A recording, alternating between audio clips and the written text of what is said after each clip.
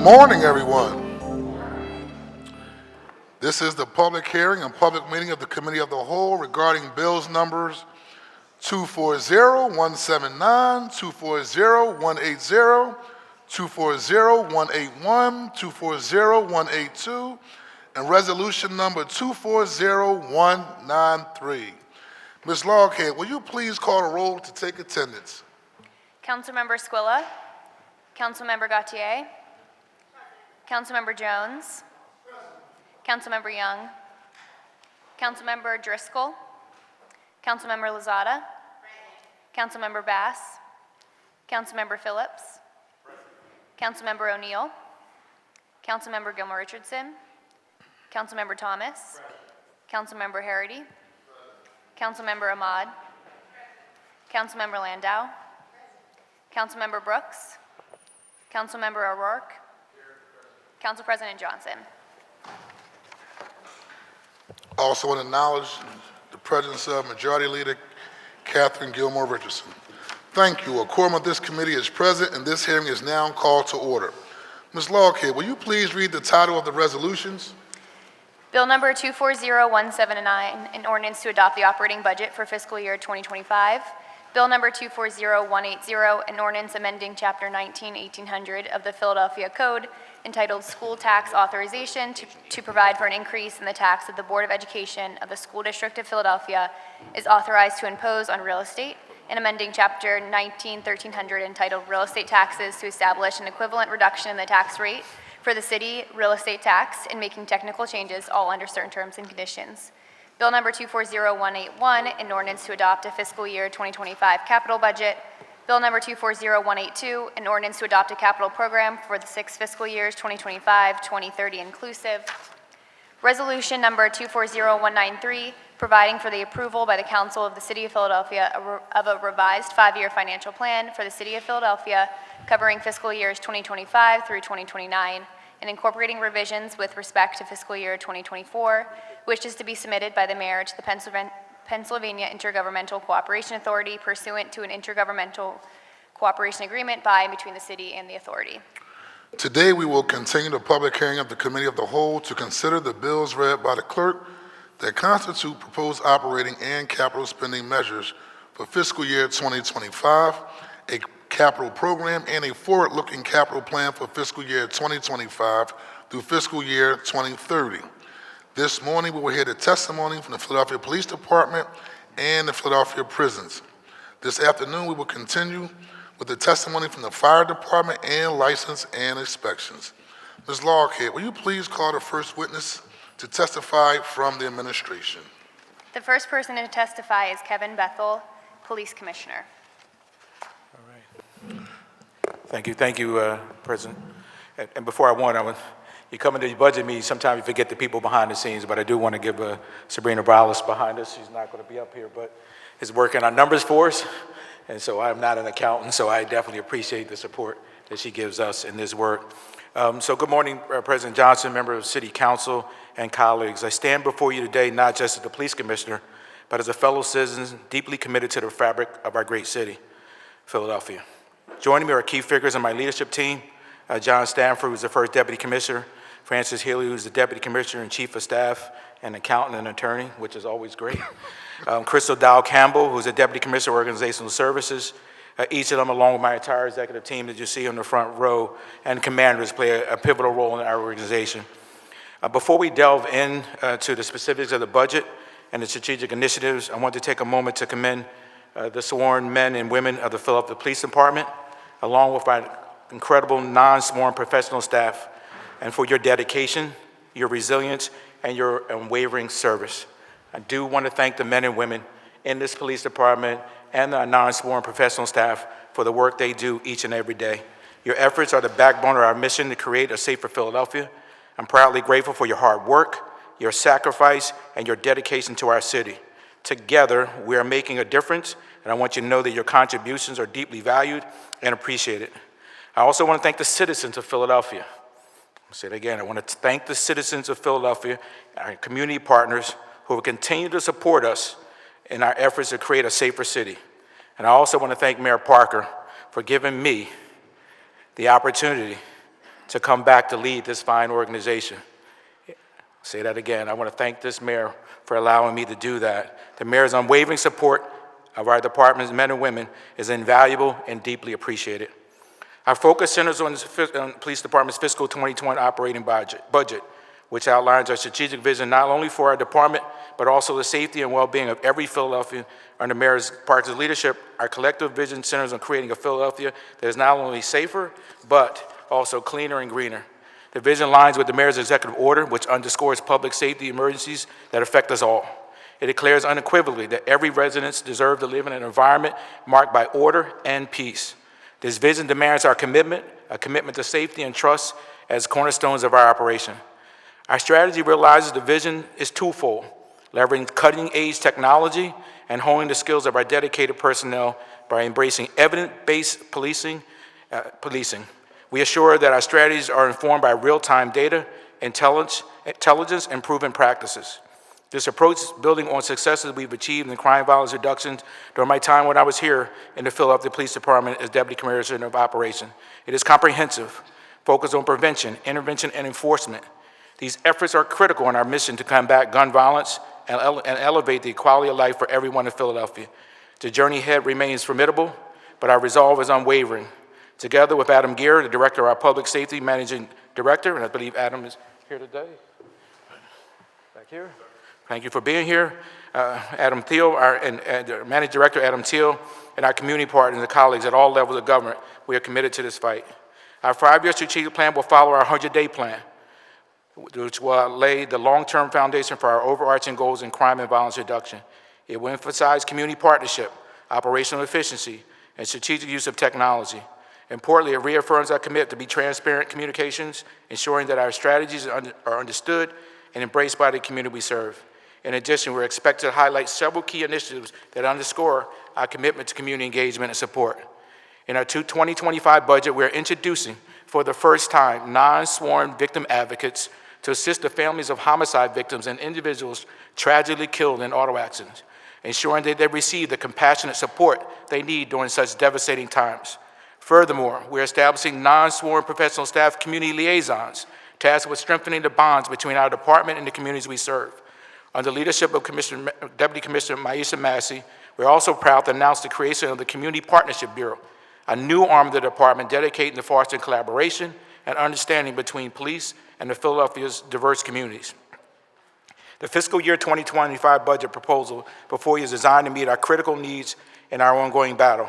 It supports our strategic objectives and lays the groundwork for further investments in our people and technology. We are grateful to the mayor's investment in the department. We also recognize that advancing our department effectively to meet the needs of our personnel, we must look beyond our standard budget allocations.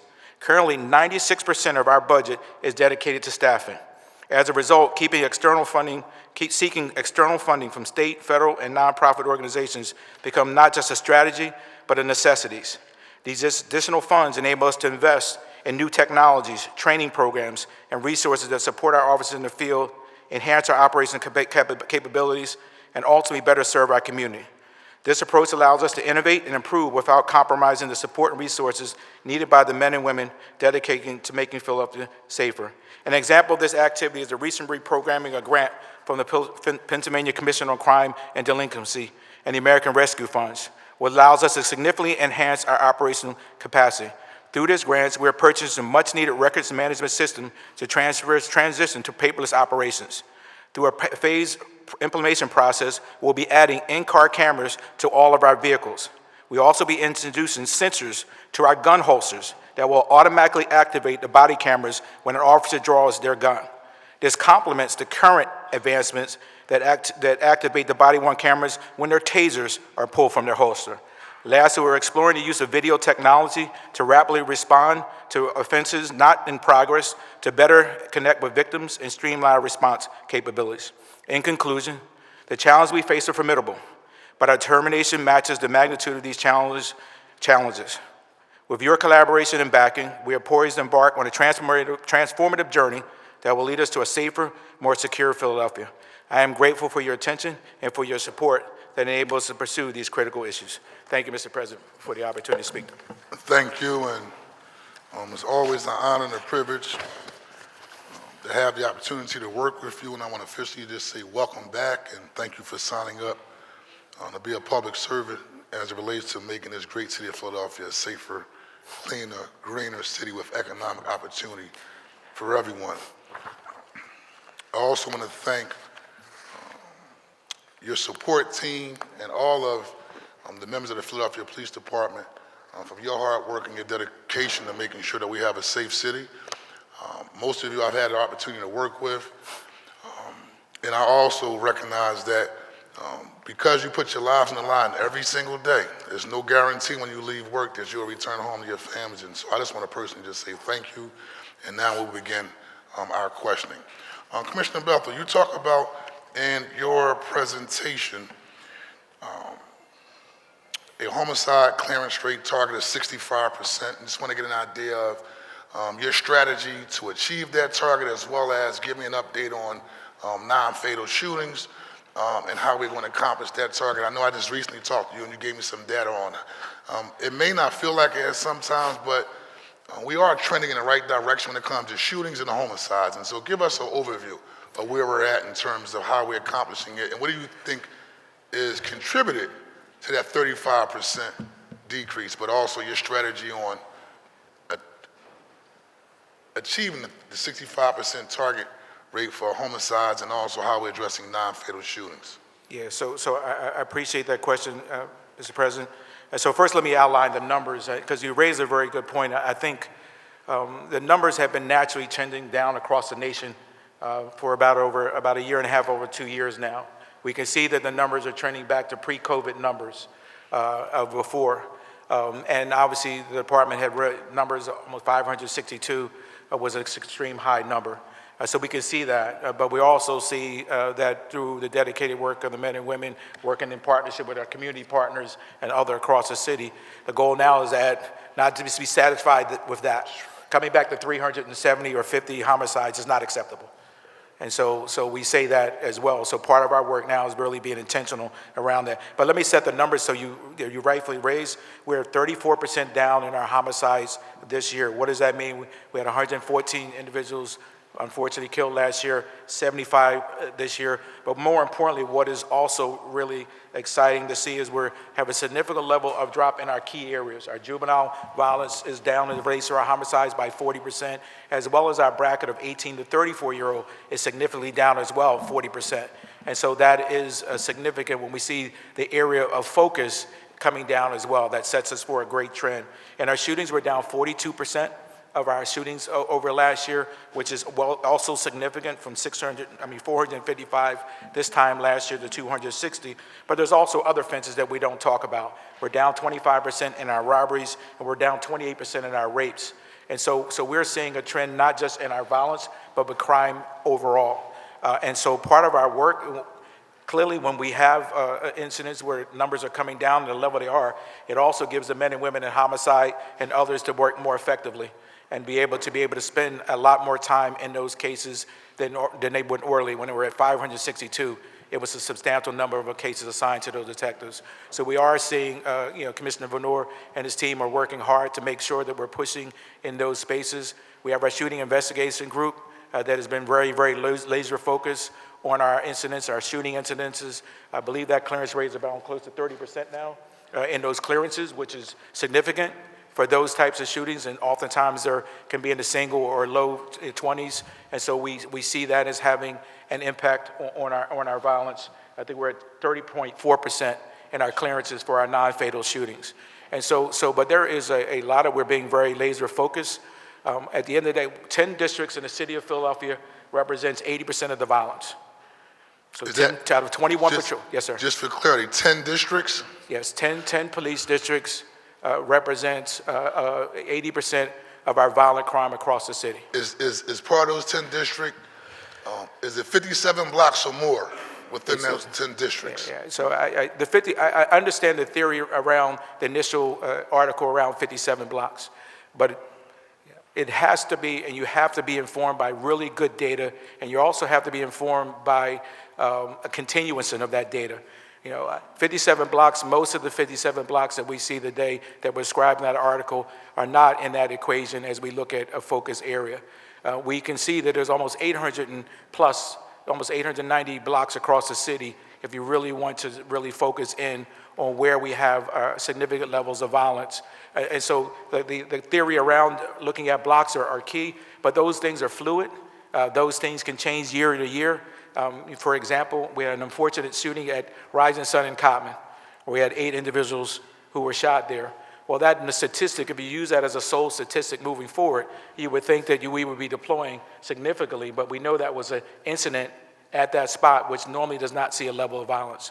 And so part of the data, if we're going to be data informed as an organization, as a city, we have to constantly be reevaluating what that looks like, shifting our resources. So within those 10 the 10 districts that I described, we can also look at 10 areas of the city that represents 33% of that violence. And so part of our work as an organization is to be really, really laser focused on those specific areas and aligning our work. I've met with Director Gear around focusing their work in those areas. GVI, our Group Violence Initiative, having them focus in those specific areas where we can make significant impacts. A couple other questions in terms of the comprehensive approach that you're laying out, which is refreshing. I led the effort to create the Office of Victim Advocates, just to make sure that the mothers and fathers and family members who have lost loved ones to senseless gun violence have a particular office in the city of Philadelphia that's advocating on their behalf. And so you talk about adding, as a part of your portfolio, hiring victim advocates, as well as community liaisons, and also creating a division to deal with community partnerships. And the last part was borough. I didn't see the last part of the initiative that you also talked about.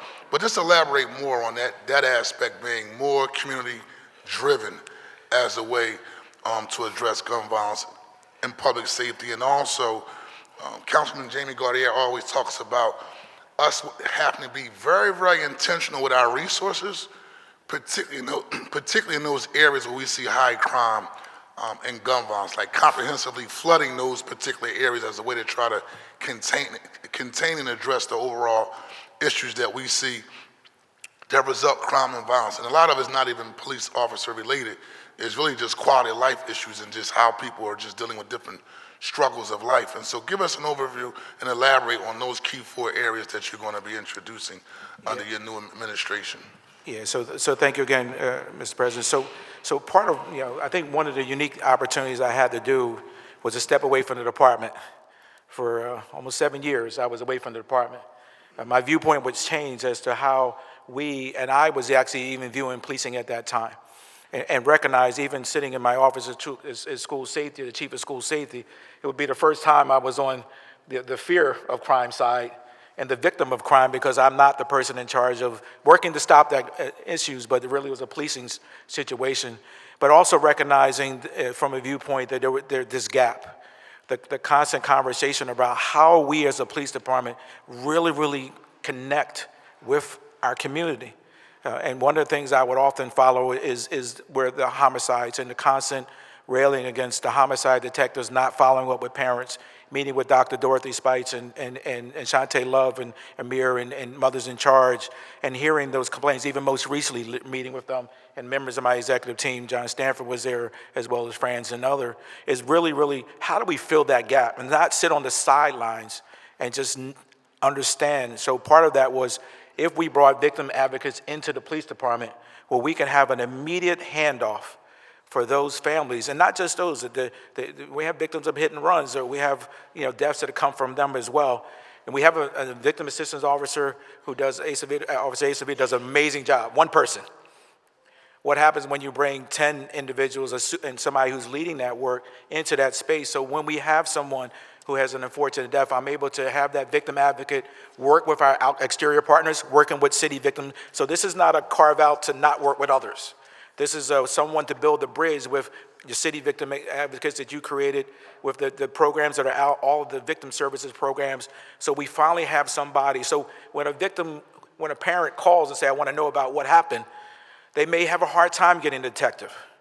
But if they have Kevin Bethel as their advocate, and they're going to stay with him throughout the whole process, even if he retires, right? Even when the detective retires, we'll have that base of victim advocates to build that connectivity with those families. That is our duty and our responsibility as a forward-thinking and an empathetic organization to do that. And so that's what but part of what we're going to do, and I'll be very humble in this room, I don't know that space. So part of what I've asked those folks, I've had Dr. Dorothy Spice, I've asked Shantae Love to come into that space to help us build it appropriately.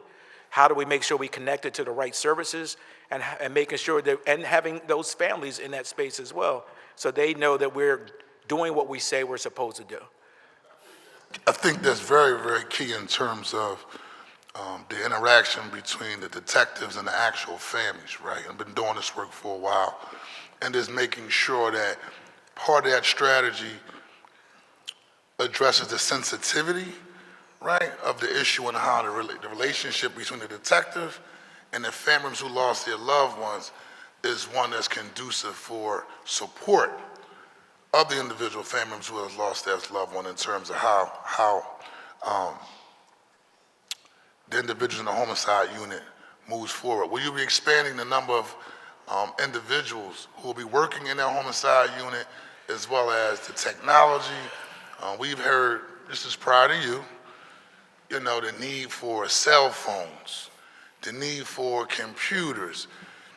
Tell us about how you're going to upgrade and bring more technology, particularly inside that homicide unit more than anything else. So Commissioner Venora and his team have done an excellent job.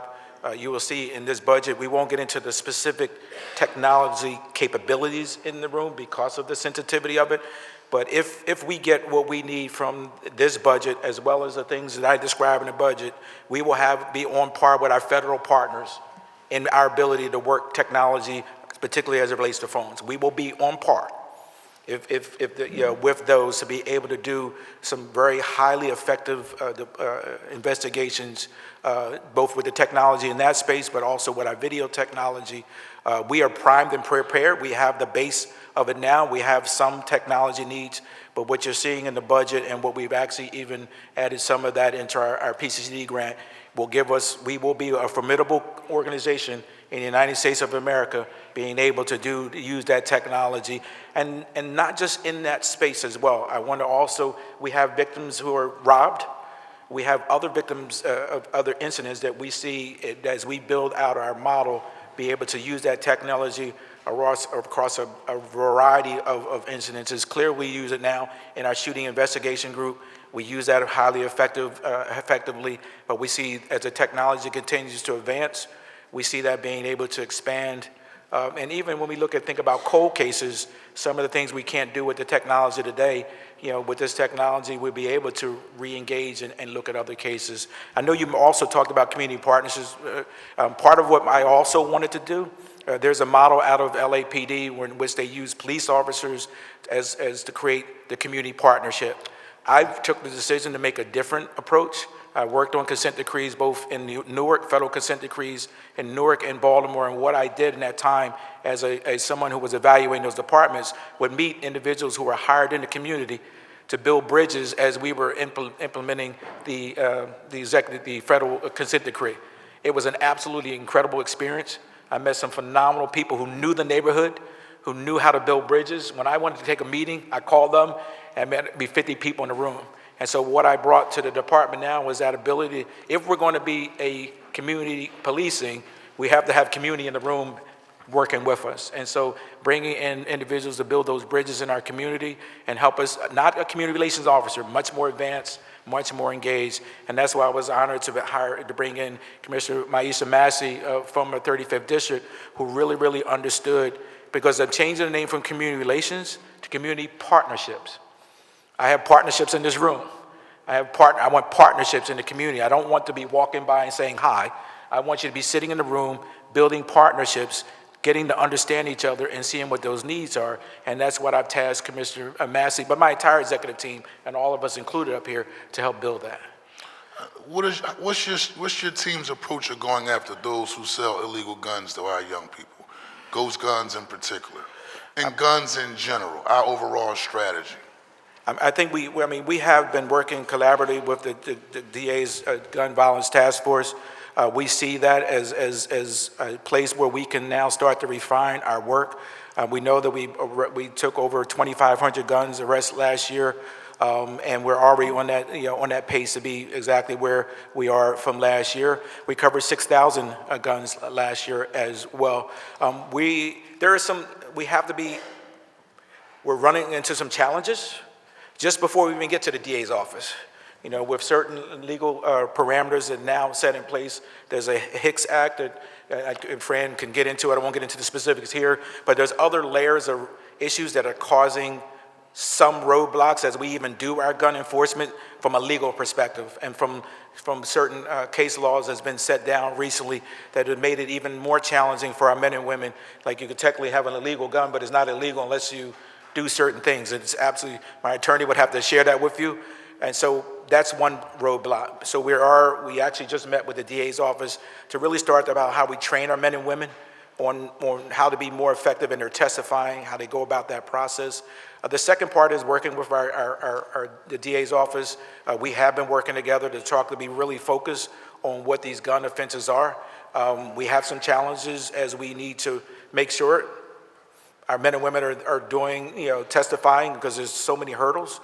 But we believe we have an effective strategy. The men and women are doing a phenomenal job despite all of the challenges. Their resilience, could not be more proud of them. To be able to get 2,500 crime guns, people who are carrying guns out of the city is a significant task. Each time they do that, they put themselves at risk. And so I'm proud of that. But I think as we hone in and be focused on those areas that you talked about, I talked about, I think we can have an impact on that. How was your team working in partnership with the Philadelphia School District? I know that's where you recently came from, and the need to keep our young people safe. What's the strategy, partnerships, overall game plan to basically keep our young people safe going to and from school, but also, as well as I do, within that school environment, we see a lot of the neighborhood turf wars and social media beefs spilling out into the streets and also inside our school system. Yeah, so we have, as you know, me being on the other side for the last 4 years, have built a phenomenal relationship with the Philadelphia Police Department. First and foremost, we start by deploying our Philadelphia police officers into our schools. So all of our schools have some contact with the Philadelphia police officers. I believe we have about 68 officers assigned to do that as our first line of defense. And they also initiate the diversion program, which has gone extremely well over the last 10 years. Could you clarify for the record the diversion program? Because some folks may think, we all law enforcement and trying to lock everybody up. What is the diversion program you're referring to? Yeah, I appreciate that question, right? In 2014, before I left the police department, I had created a police school diversion program after we saw that over 1,600 kids were being locked up every year in the city of Philadelphia in the school district. 70% of those offenses were for low-level offenses. Majority of those kids were kids of color. And so, as I had the opportunity to travel across the country, looking at the issues and the situations around the development approach of our young people, the issues, the disparities as it relates to arrest and the like, and we would come back and create a program. Today, I'm very thankful to Commissioner Ramsey and Commissioner Ross, who let us institute the program. 2014, we would initiate a program. We would no longer lock up children in the school district of Philadelphia for a certain number of enumerated offenses, low-level offenses. Department of Human Services, Commissioner Ali, who was there now, who was even there where we started this process. I'm so grateful to them. They would provide the programs for that. And so every time a child would come into school for a low-level offense who would have been cuffed and taken away and put in a cell block, and then go before the court, or in many cases get a youth aid panel, we were able to address that, but also address the trauma. What was it like to take a 10-year-old child into a cell block? If you don't know what it's like, I did it to my 11-year-old daughter and did a video because I wanted people to see what it looked like to put an 11-year-old child. If I tell you what it felt like when I took my daughter, who was only acting, and put her in a cell block and said, why would I ever allow that to happen to somebody else's child? And so that would be our charge. We were not going to let this happen to other children, and we're not going to traumatize them. I'm really proud to say today, Mr. President, that we reduced the arrests by 90%. We had last year was about 145 kids who were arrested from a system that used to do 1,600 kids a year. Many of those kids are African American Latino kids, and they deserved better. And so I appreciate you giving me the opportunity to talk about that because it's one of the most impactful things I've ever done in my life. Thank you. I relaxed my time. The chair recognizes Chair of Public Safety, Councilman Curtis Jones. Thank you so much, Mr. President, and thank you for you and your team's approach to being a guardian versus an occupying force. We can see the difference that it can make.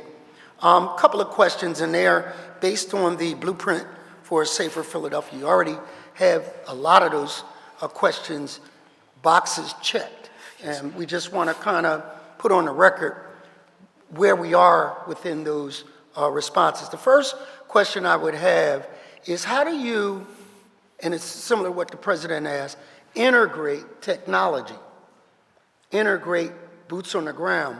The scenario I used earlier was that a kid's doing donuts in Squilla's district, jumps out of the car, jumps on the subway, goes up to Member Young's district, he doesn't like that, but gets out on Temple's campus, knocks over a kid, takes the bike, and then runs into public housing. How do we, like we did in the Macy's incident, integrate both technology and boots on the ground? Yeah, I think, one of the pleasures of coming back to the department is that we definitely have advanced in our technology.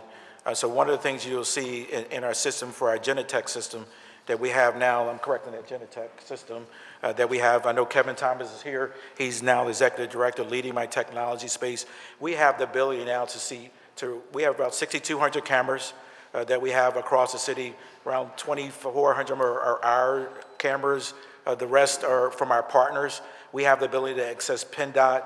We work with Scepter as it relates to their cameras, and we now are using a system that enables us to be able to integrate that cameras. A great example of that is the Philadelphia Police Department, Philadelphia School District. Most recently, before I left, I was able to get a capital budget, $45 million to upgrade the school district system to a better technology than they had. They were still working off a very old system. That technology, though, the first thing we came to was the police department. What system can we make sure that we integrate those cameras with? And they said use this Genetech system. That platform, the Genetech platform, enables now, once the school district gets those cameras on board, that we can be able to view those cameras. Now, we're not going to be able to look inside because of privacy issues, but should there be a significant incident in school, we'll be able to go live. They'll be able to give us the link to see all of those schools. Talk to me about license plate readers and drones. Yeah, so license plate reader, we as you know, in this body, we did not have them. But to the work of the men and women, a grant that we received from the District Attorney's Office, it was a joint grant between the District Attorney's Office and PCCD, the Philadelphia Commission on Crime and Delinquency. We're in the final stages of, we will have 25 cameras on cars, but one of the unique things that Kevin Thomas and the team were able to do, we also have, for the first time, up to 200 stationary cameras. So license plate readers. So we'll be able to be picking off areas where we have high levels of stolen vehicles. And so to your part, when you start talking about the integration of, if I have a car camera and somebody's in the car, I'm able to see that person with a body camera moving through the process, the number of cameras we have across the city, cameras with our partners, being able to use our license plate reader, all of that technology will start to give us this kind of feeling of connectivity of all of those entities. But we are making sure that everything we integrate. So for example, when I talked about the body cameras, if, with our new technology, as you heard me describe my testimony, when an officer pulls out his weapon, his sensor will go, his body worn camera, that integration with our body cameras and with our in-car, it will even come to the point when I have my body camera on and theirs are off, theirs will automatically turn on. That is the way the technology is starting to integrate. So it will not be he forgot to turn his body camera on. In many cases, as soon as you turn on the car, your body worn camera come on. As soon as you come out, because of the Wi-Fi connectivity, all the cameras in that scenario will go on.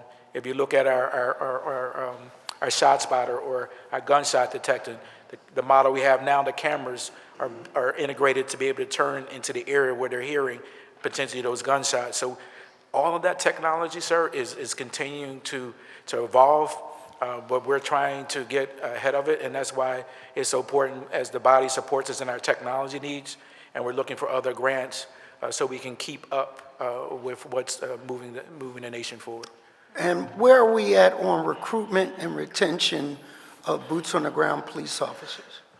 Well, listen, I cannot be more proud of my recruitment team, my background team, my internal HR folks, and most importantly, city OHR.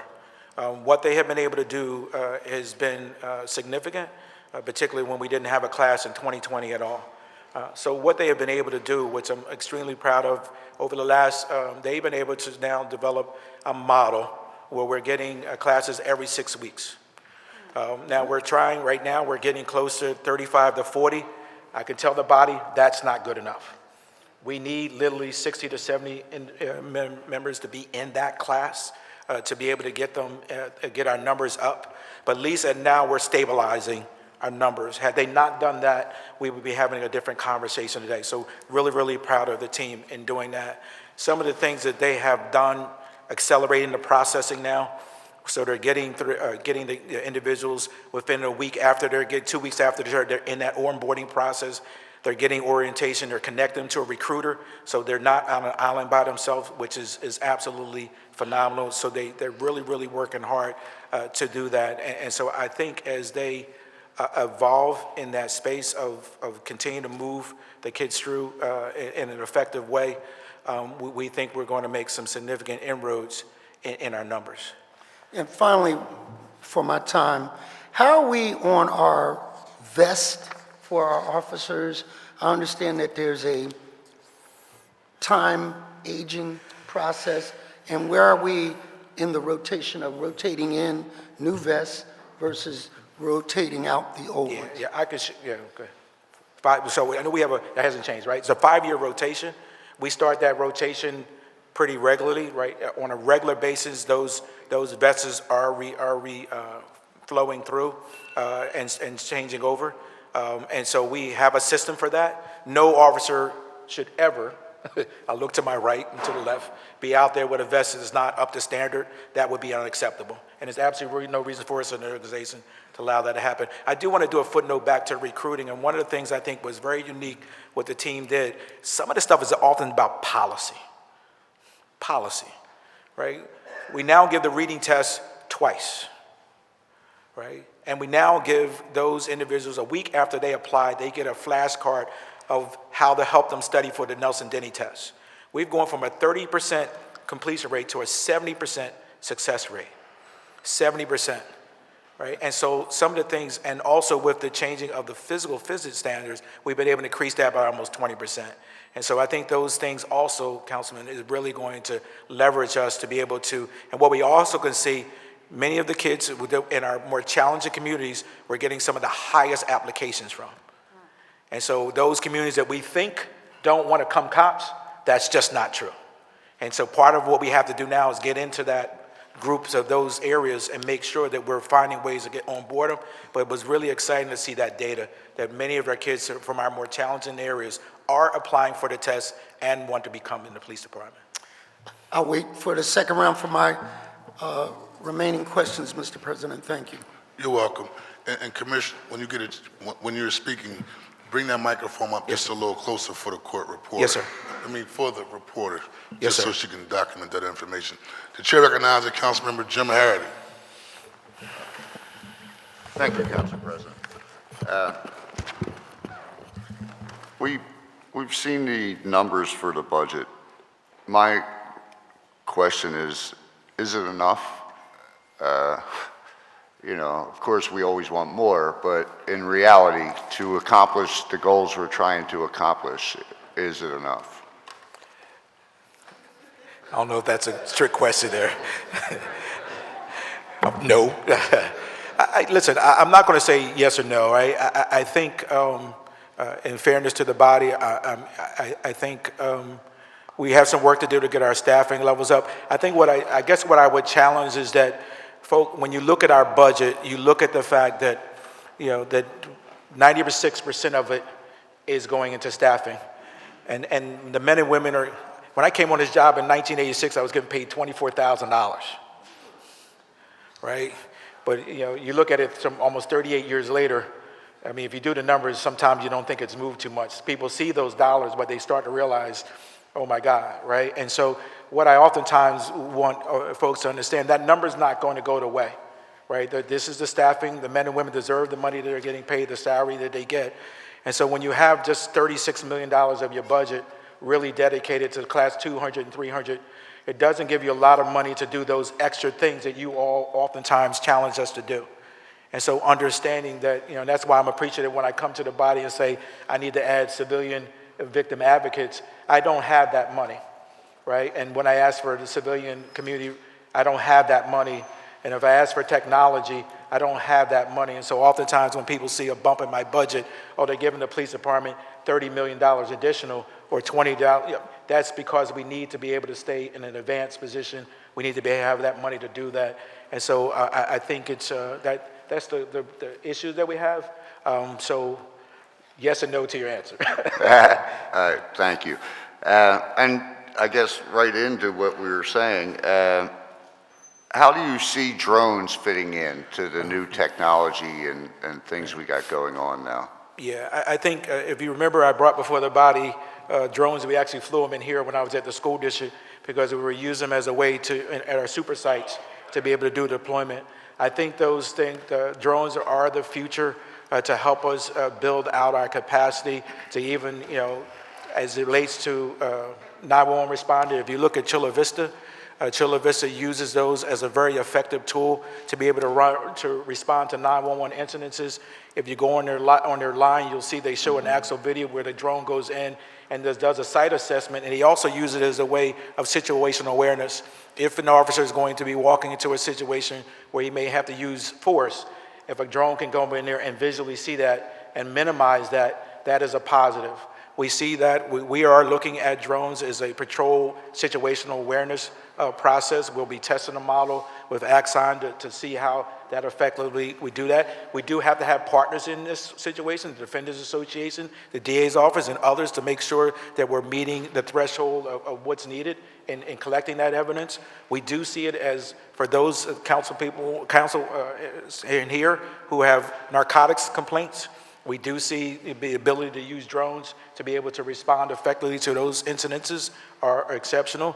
And we are going to be doing a kind of a proof of concept in one of our districts to see what it would look like to fly to be able to support our 911 responses.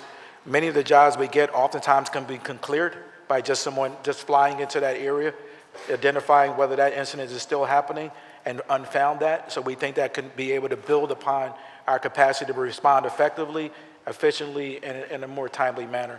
And also when we look at our crash investigations, we have technology now within our crash investigation division that could link to this technology so we could actually scope out an entire crime scene with that technology in a crash incident. So we see the potential for it to be significant. So thank you for that. No more questions, Council President, but thank you guys for your service too. Appreciate you. Thank you, sir. Chair recognizes Councilman Ketty Lozada.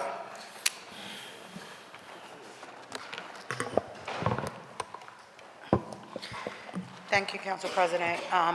Thank you for being with us this morning. Before I start, I'd like to recognize the folks, the leaders in my district that provide public safety services to the residents of the 7th because they are exceptional. And oftentimes the guys in the blue shirts don't get recognized as much as they should. But I'd also like to recognize Captain Wheeler, Captain Bullock, Captain Nuisance, Metellus, DeSantis, who's now no longer with us, but was always very responsive as well, Captain Gress, my community relations officers who, it doesn't matter when I call, it doesn't matter when I text, it doesn't matter when I come to visit, are always very responsive, Barksdale, Donors, and Willis. Their inspectors and the chiefs that are over the districts that represent or that are in the 7th Council District. I want to publicly say how grateful I am for all of the support that they have consistently given to me, even before I became a council member. They deserve a lot more recognition than they often receive. So I just wanted to put that on the record. You talked about, Commissioner, you talked about 10 districts that represent 80% of violent crime in the district, in the city. Can you tell me which are the top 5 districts that represent that violent crime, and have they been consistently the same 5? And what are you all doing to respond to changing that, or how are you responding to those districts? What resources are they receiving differently from the rest of the districts in the city? Yes, I appreciate that question. So there's 10 districts. Unfortunately, as you know, you have 2 of them. The 24th and the 25th are 2 of our most challenging districts. As we go across the city, the 22nd district, 39th district, 35th district, 14th district, 19th district, 12th district, and 16th, and the 15th district and the 16th district. But if you're going to rank them across the middle of the city, the 22nd, the 24th, and the 25th are our most challenging districts in the city. The 24th, the 25th, and the 22nd district are the most challenging districts in the city, complemented by the other 7 districts that I just described. When we talk about Kensington, we oftentimes forget, particularly when we talk about the opioid corridor, that is one of the most violent. It is our #1 corridor in the city of Philadelphia for violence, both homicides and shootings as well. And so part of the work, is part of our work that we'll be doing in Kensington. We'll be adding additional staffing into that area as we go about our work to start in Kensington. But one of the things we're going to be doing as part of our work is being laser focused on those areas. Part of our footbeat strategy, as we just deployed, many of those men and women are going into those key areas where they're needed the most, really making sure that our men and women, our commanders, they have a lot of complex issues, but they have to be focused on those specific grids that we determined are the most violent.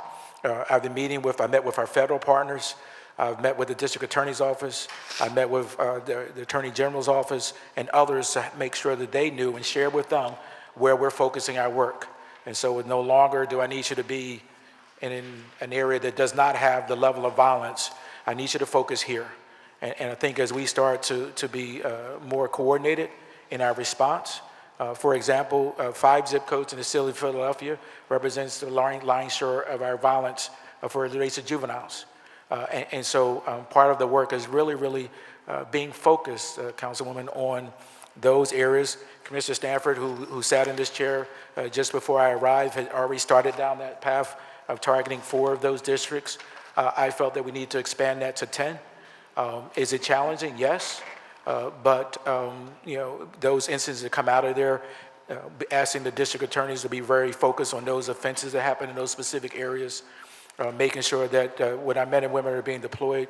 So on Saturday nights, Friday and Saturday nights, when we created our surge, where we're adding an additional 50 to 60 men on Friday and Saturday nights, was twofold. One, for our men and women who were kind of looking for support. Because we were pulling officers all over the city when we had a significant incident, but more importantly, directing them to be focused on those key areas that we know through our analysis. Deputy Commissioner Cram, who's running patrol operations, Deputy Commissioner James Kelly, who's running special operations, making sure they're coordinating. And so we're going to be putting yeoman efforts into those areas to really work, but at the same time, making sure that we're working, collaborating with our community partners to do that as well. Thank you. As we shift how we look at enforcement in the city, and I say as we shift, I say that because it's obvious how policing was done in neighborhoods like mine over the course of the last administration or the last 8 years. And we've all heard Mayor Parker, we've heard you many times say how we are going to change how enforcement happens across the city of Philadelphia. Many folks are concerned about how enforcement is going to look and how that's going to impact Black and brown communities. In neighborhoods like mine, many of the individuals who are involved in the underground economy look like me and look like you. What are we doing to ensure that as we talk about engagement and we try to connect people with resources who are suffering from addiction, as we try to connect sex workers to resources. What are we doing, or what is the plan to connect those who are involved in the underground economy to resources? I have made it my business to speak with many of them and find out, why are they out here in the elements, right? Why are they involved in the business that they're involved in, it being as dangerous as it is? And all of them have stories as well. They each have their own individual story about the why. Many of their parents are their customers. Many of their family members have been victims of violence. As we're looking to connect people with resources, as we're looking to engage residents to improve quality of life or to connect them to resources, what are we doing to connect those individuals to workforce development, to education, to housing? Are they a part of the plan of engagement as we shift how we're going to do enforcement in neighborhoods like mine? Yeah, so I appreciate that. And so part of our work is getting back to doing policing, right? And so I'll just start with that. I mean, I won't speak to, but I had a young officer, and I sat there with her, and I asked her, what have you been told you could do? Because I know you've been told 1,000 things that you couldn't do. Nothing demoralizing to come onto a department to be a police officer and not allowed to be a police officer. And so part of what we're going to do is get back to policing and not use some of these kind of excuses that we have, particularly as it relates to our low-level offenses and those issues that we've kind of just drove by and said we're not going to address anymore, i.e. whether it be retail theft or these other offenses that impact your communities each and every day that have not. And so part of it's going to take time as we start to lean back into our work. And we have been leaning. I don't want to say we're not leaning, but really, really having the leadership, myself and my entire team, letting them know, let's get back to work. Let's start getting back to doing the things that service this community in a more effective way. We have always, and I have always been conscious of what our deployment looks like in our more marginalized and poorest communities. The challenge that we have and have always had, that's where the most of our violence is. And so there has been this kind of conflict sometimes, go in and stop violence. But if I gave you a map and asked anyone in this room, where would you deploy? You're going to say deploy into these areas because they're ones that are getting 22nd district, 4.5 square mile area, will have close to 50 homicides and 200 shootings a year in a 4.5 square mile area. And so the expectation would be in this room, and my mother-in-law lives there, is that you're deploying in there to stop that violence. And so some of the work that drives us into that space does not start with race. It just starts with the reality of the level of violence we have and where we have to go. That being said, we have to be very intentional, and that's why we monitor our stops. Commissioner Healy and the team do a very, very good job of monitoring who we're engaging, how we're engaging. We have a review process to make sure that we're reviewing those incidences, to make sure that there are no disparities in those stops. I mean, and making sure that we're doing them in an appropriate and effective manner. And I think the department has done a very good job in doing that. When you describe basically those individuals, I worked that area for years. And I think what you described dovetails into the work that Adam and the mayor has laid forward around the economic opportunity.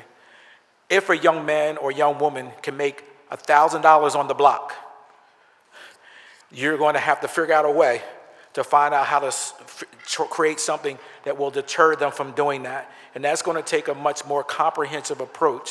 And to when the mayor talks about economic opportunity for all, and I know you know that, and I know I'm speaking to the body, so that's the reality. Something has to happen for a young person who historically has been selling in that space, who can make more in an hour and more in a day than many of you in this room today. Right? And that competition, that high level, and that value dollar is something that we're competing against, and no one's ever taken the opportunity to say, if not, then what?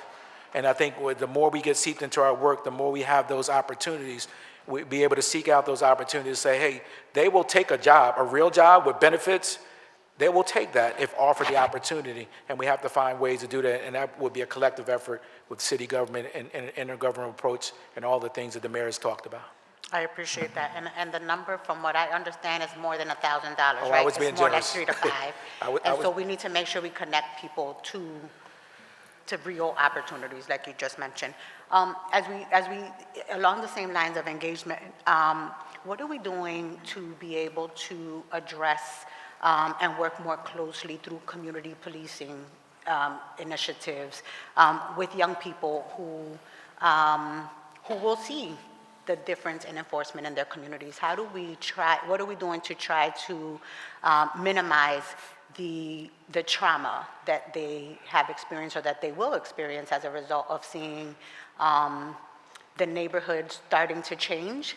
I think that many of the kids in that community have become accustomed. It's almost normal to see what is around them.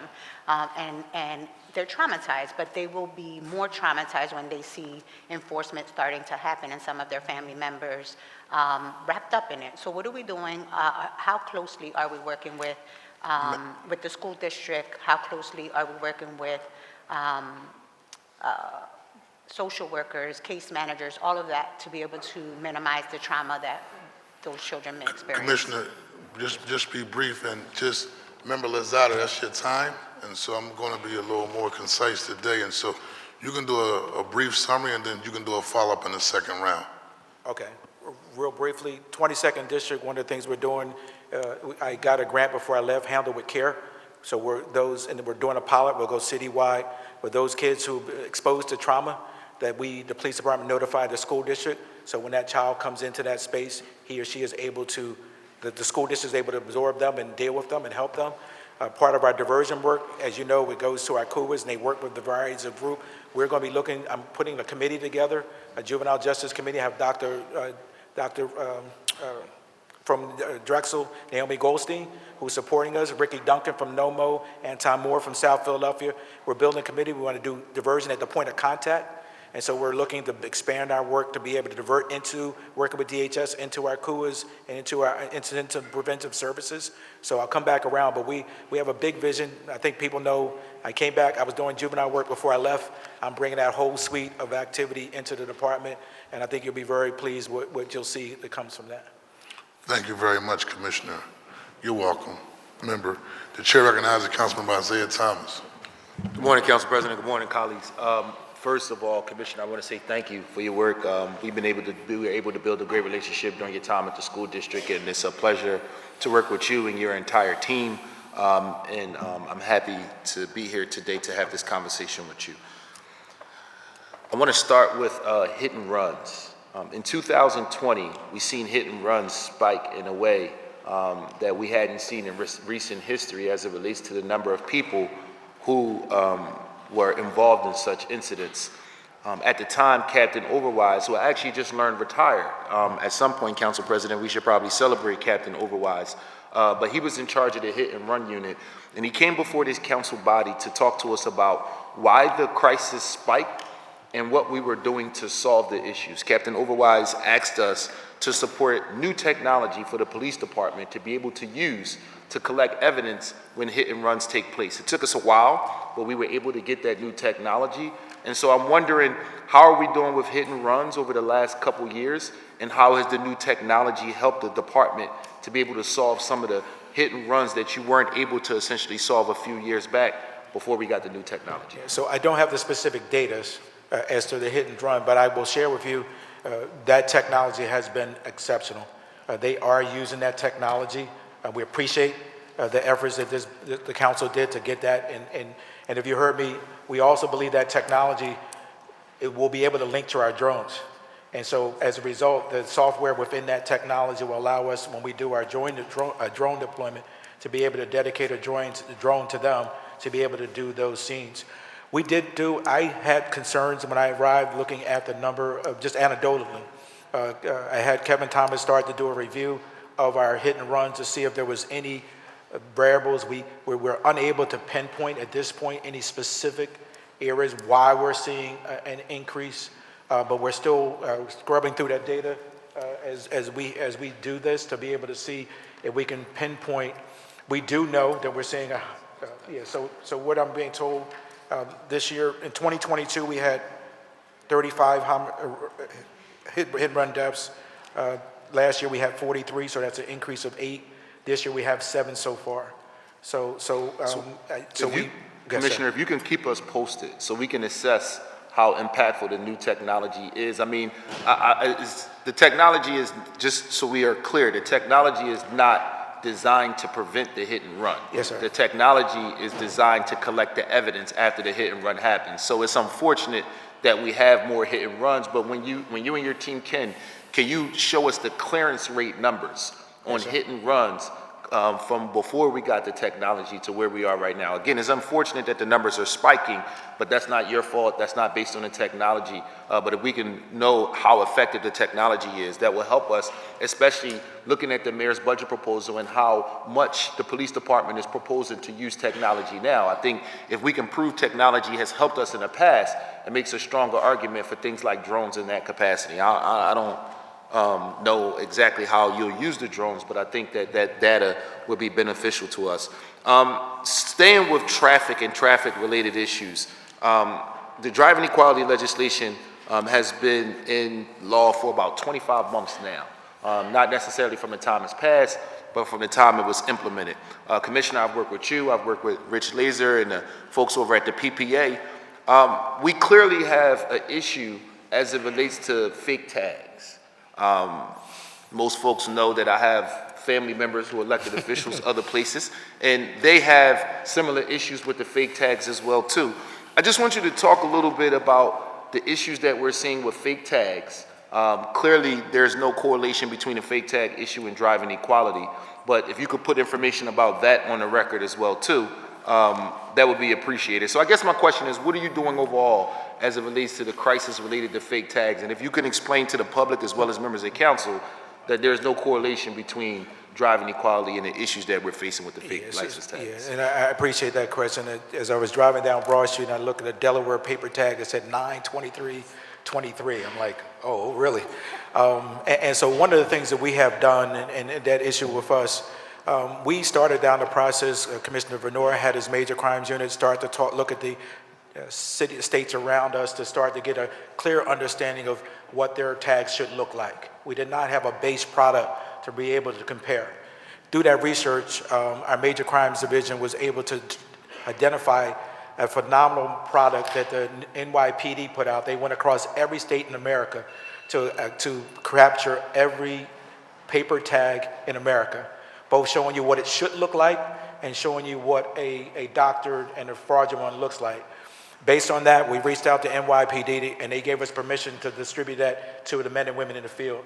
I believe yesterday, all those, that training bulletin is about 120 pages, but it's absolutely phenomenal. It went out to every officer in the field so they can now for the first time be able to take a look at a tag and make some determining factors as to what it should be, even what the letter should be starting with, certain things that we should be able to quickly identify. This is not a Delaware, this is not Florida, this is not Texas, because they're going as far away as they can because they know we start to see what the ones closer to us. So we think that's going to have a significant impact on our deployment and being able to address that issue. Last question for this round of driving.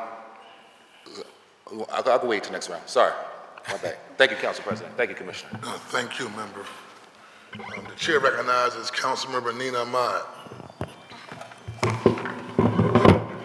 Thank you, Council President.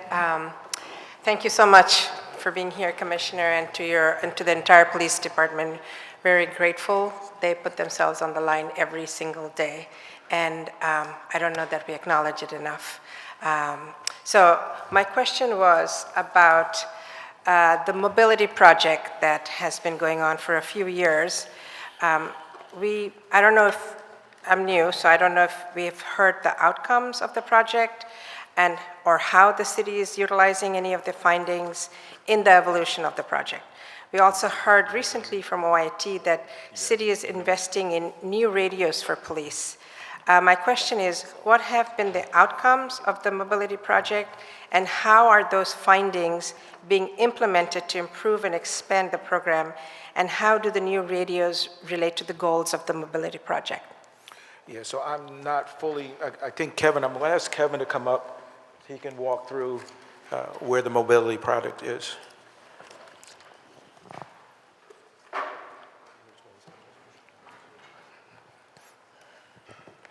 Kevin, introduce yourself when you come up, Kevin.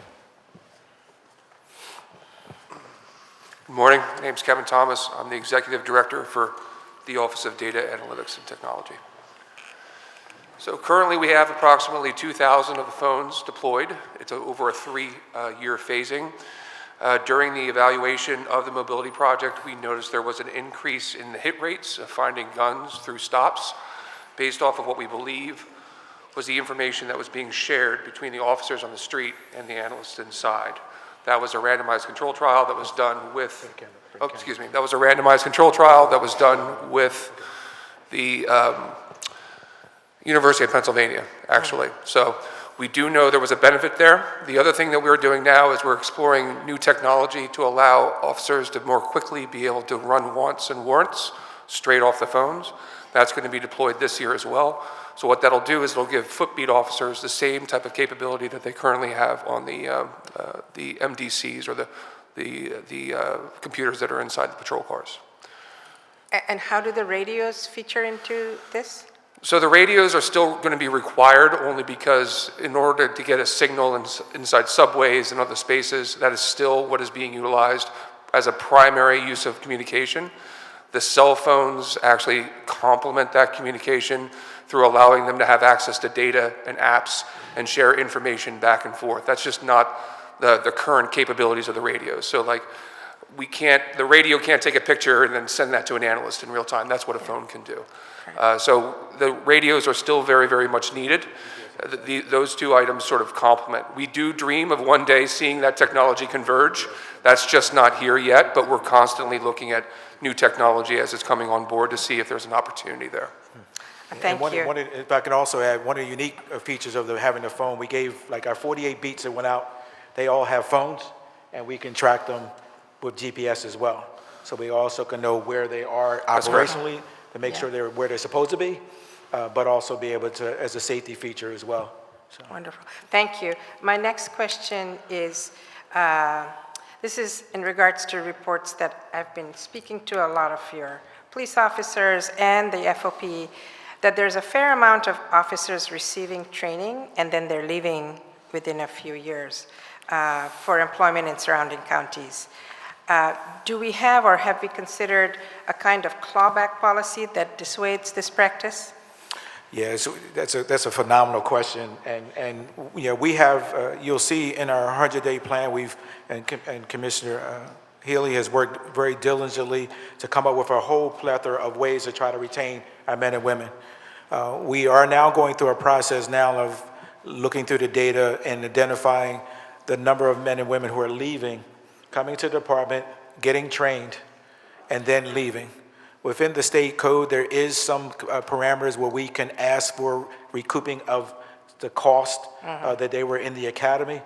We just recently looked at a model out of Detroit because they were having a similar situation where they were losing men and women to the counties, and they use a legislative tool to have a kind of stepping down. The first year, if you decide to leave, you're going to have to pay all of the costs. And if you think about the salary, the infringement costs, and the times we're well over $100,000 into a recruit, that if you leave within this certain time period and go to another police department, that you would have to pay this cost. We are now going to start that process of exploring that because we do see that many of the counties are now picking our kids off. Historically, the counties did not take our kids. But as we've opened up our residency, 20% of our department is in the counties now. They seem to be more comfortable of taking our men and women. Obviously, the salaries are a lot higher than we can offer them here. And so we do see that as an issue because we're losing 6 officers a week unexpectedly. So these are officers who are not dropping. They're not asking, they're not in any kind of program. They're saying that they're leaving. And so we definitely are identifying that group as a group we have to start to work to retain. Well, double-edged swords. Clearly, you're training them well. They want them. But we need to have incentives to keep them, but also to have a little bit of a carrot and a stick, right? Yes, so ma'am. we can work on that a little bit. I'll That's hold my time, question member. in. Yeah, Next I'm going to round. hold my questions. Yeah. I'm listening. Thank you. You're welcome. Chair recognizes Councilmember O'Rourke. Excuse me, Member O'Rourke, just for a second. Just want to note for the record that we also have in attendance Councilmember Jeffrey Young Councilmember Cindy Bass, and Councilmember Mark Squilla. Chair recognizes Councilmember Nick O'Rourke. Thank you, Council President. Good morning, Commissioner Bethel, Deputy Stanford, Deputy Healy, Chief of Staff Healy, as well as Dog Campbell. Blessings to you all. Jumping right into it, PPD's budget includes a large focus on mobile surge teams, also expanding foot patrols, essentially targeting more officers in high crime areas, as I understand it. I'm concerned that the deployment of these new tactics may look a lot like the rollout of Operation Pinpoint, which was criticized by the former controller for expanding too rapidly and for not having a comprehensive independent evaluation to it. In short, Operation Pinpoint grew very quickly before a serious evaluation had been done or had even been planned. Does the PPD, and I'm asking this question, I'm trying to be mindful of my time management as well, does the PPD have a written evaluation plan for the mobile surge teams and as well as the expanded foot patrols? We use, and part of the work that Kevin Thomas will be doing, we evaluate, they know I'm a numbers person, so what we will be doing. So the surge, just I want to be clear, the surge has a multitude of purposes, not just to be going into the community. Part of it is when we're responding to these car meetups, and we need substantial number of officers to support us because our officers get overwhelmed in those situations. They may be used for protests. On the weekends, if you've seen, we've had a number of large-scale protests, so that surge team may be used for a multitude of ways, not just for specifically deploying into those specific communities. When they do come into those communities, they are oftentimes, because of our staffing level, a supplement to their staffing. And so part of their be very focused, but we will be looking at the data to see if that part of the work we're trying to do is reduce the level of homicides on Friday and Saturday nights, which is oftentimes our most, takeaway yesterday, is one of our most violent time periods. So we are looking to add a higher level of presence, and we will evaluate that. But one thing we know, there's enough data already in the sphere that, looking at hot places, and hot people and hot times for a very low-level conversation is effective strategy in addressing violence in the city, and not just this city, in other cities. There was a second part of you asked, and I apologize. You said just really clear. Do you have a plan for it? The plan for the surge? Yeah. Yes. We sit down. The Commissioner Cram and Commissioner Kelly sit down. The team sits down and very strategic about where we're seeing spikes in crime and spikes in particular in violence in specific areas, and being very strategic around where they go. They move across the city. We can move them as a complete package. Sometimes we will flood an area just because we want to send a presence. We can break them down into segments, groups of 2s, groups of 4s, groups of 6s. And so we use that as a very nimble way to be able to address violence. But there was a second part, Councilman, you had it with that. I'm just making sure there was a written plan. Oh, the foot beats. A written evaluation plan for the foot. Yeah, the foot beats that were evaluated. In part of my work in 2009 and 10, working under then Commissioner Ramsey and Commissioner Ross, we worked with Temple University to do a footbeat study.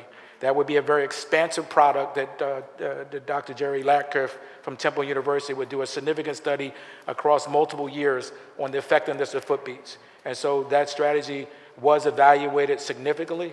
And so what we've done is become a continuum of that work. We can see through the data having men and women on foot in our communities have a direct effect, not just on the violence, but on the community engagement part of it and how they interact with the community. We think that's a great tool for them to be able to get to know the community, not sitting in a 3,000-pound car. I did hear something earlier where I think you said that the 57 blocks initiative was outdated, or I think the term you used, that the numbers were fluid. Have you seen the updated data on 57 blocks from the DA's office? I think there was a report done. No, and I have a report. I did not bring it with me, Council. Okay. I can share that with you, share that with Council President so you can see. And I just want to caution, I know the goal, right? So I don't want anybody to walk away thinking that I don't think that's, thinking through that lens and being on that granular level is not an important strategy. But what I do want when we do data, particularly when it comes from just a sole source, that we make sure we use all the evaluation tools that you described to make sure that when we're focusing on a space, that is actually needs to be our focus. Because oftentimes we get a large number of displacement in crime, right? And so you can start on the block, but it will move because we can definitely see through data, we oftentimes get displacement. So I can go to 6 blocks a day and it'll be another 6 blocks tomorrow because we now moved them into your block. And so we just have to be very data informed to evaluate that, particularly 4 years later, after I think it was almost 5 years later, that article came out. The numbers have been updated. I think it's 89 blocks now since November 2023. And as I understand it, the data lab over the DA's office is willing to collaborate. I do have questions. I'd like to bring them back for the second round. Can you speak into the microphone? Say it again, sir. I said I do have more questions. I'd like to bring them back for the second round. It's going to be in the second round. Your question will be in the second round. Your next question, your time is up. Gotcha. Chair recognizes Councilmember Phillips. Thank you, Council President Johnson. I just want to also thank Commissioner Bethel and his entire team. You all are doing an incredible job in the city of Philadelphia thus far, as we know more to come to help public safety grow in our city. Here are my questions. Response times. A lot of residents in the city of Philadelphia have been concerned about response times for what we may describe as minimal or smaller type of issues, such as an argument, some sort of car accident, something to that extent. Serious issues that suburban counties may see, but for us it may be more on the lower ladder. How are we going to, when 911 dispatchers calls, are we having a plan to actually address response levels for low-level criminal activities that take place in our city? Yeah, thank you for that question, sir. I mean, so one of the things that we're striving for, on average, we get 2.2 million calls for service a year, as you're fully aware. Part of what we'll be looking to do is expanding our 911 texting that I know Councilman Gautier, as part of her suite of things that we're pushing, will be adding 15 additional individuals into that space to ensure that we're able to do that. One of the things we're also looking for, we had a presentation on, you may have heard in my comments, around our rapid video response model.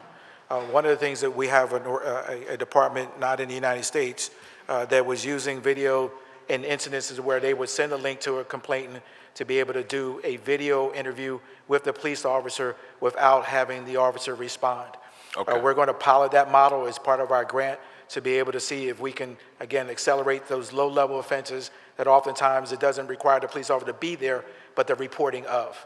We are revisiting our DPR, where we taking those calls over the phone, but we do know that we need to have the goal is to answer those calls within 10 minutes on the dispatch, but the dispatching is another issue. We are looking for ways to how to increase the number of ways to dispatch and respond to those calls without, having an officer dispatch. And go ahead and jump in. Go ahead. 10 seconds. What did I say? I said 10 minutes. Oh my goodness. Can we strike that? We strike that from the tape. 10 seconds. When you call one, 10 seconds. People are looking like 10 minutes. Oh my God. Great. That'll be the clip. Yeah, but they don't know. Whoever's looking doesn't know, right? Thank you for that. I think we'll do more transparency work with the public around that.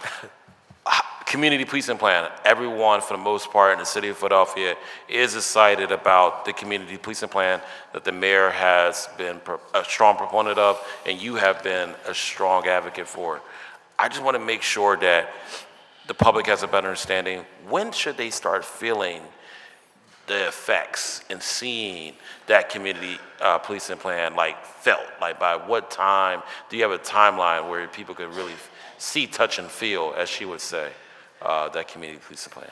Yeah, I think I wish I could put a number on it, Councilman, because I think I'd like to happen tomorrow, right? Yeah. But part of the work we're going to do, and as you recall under the mayor's plan, is we're going through a whole training module with our men and women around community policing. We have funds from COPS office to do 70 hours of community policing.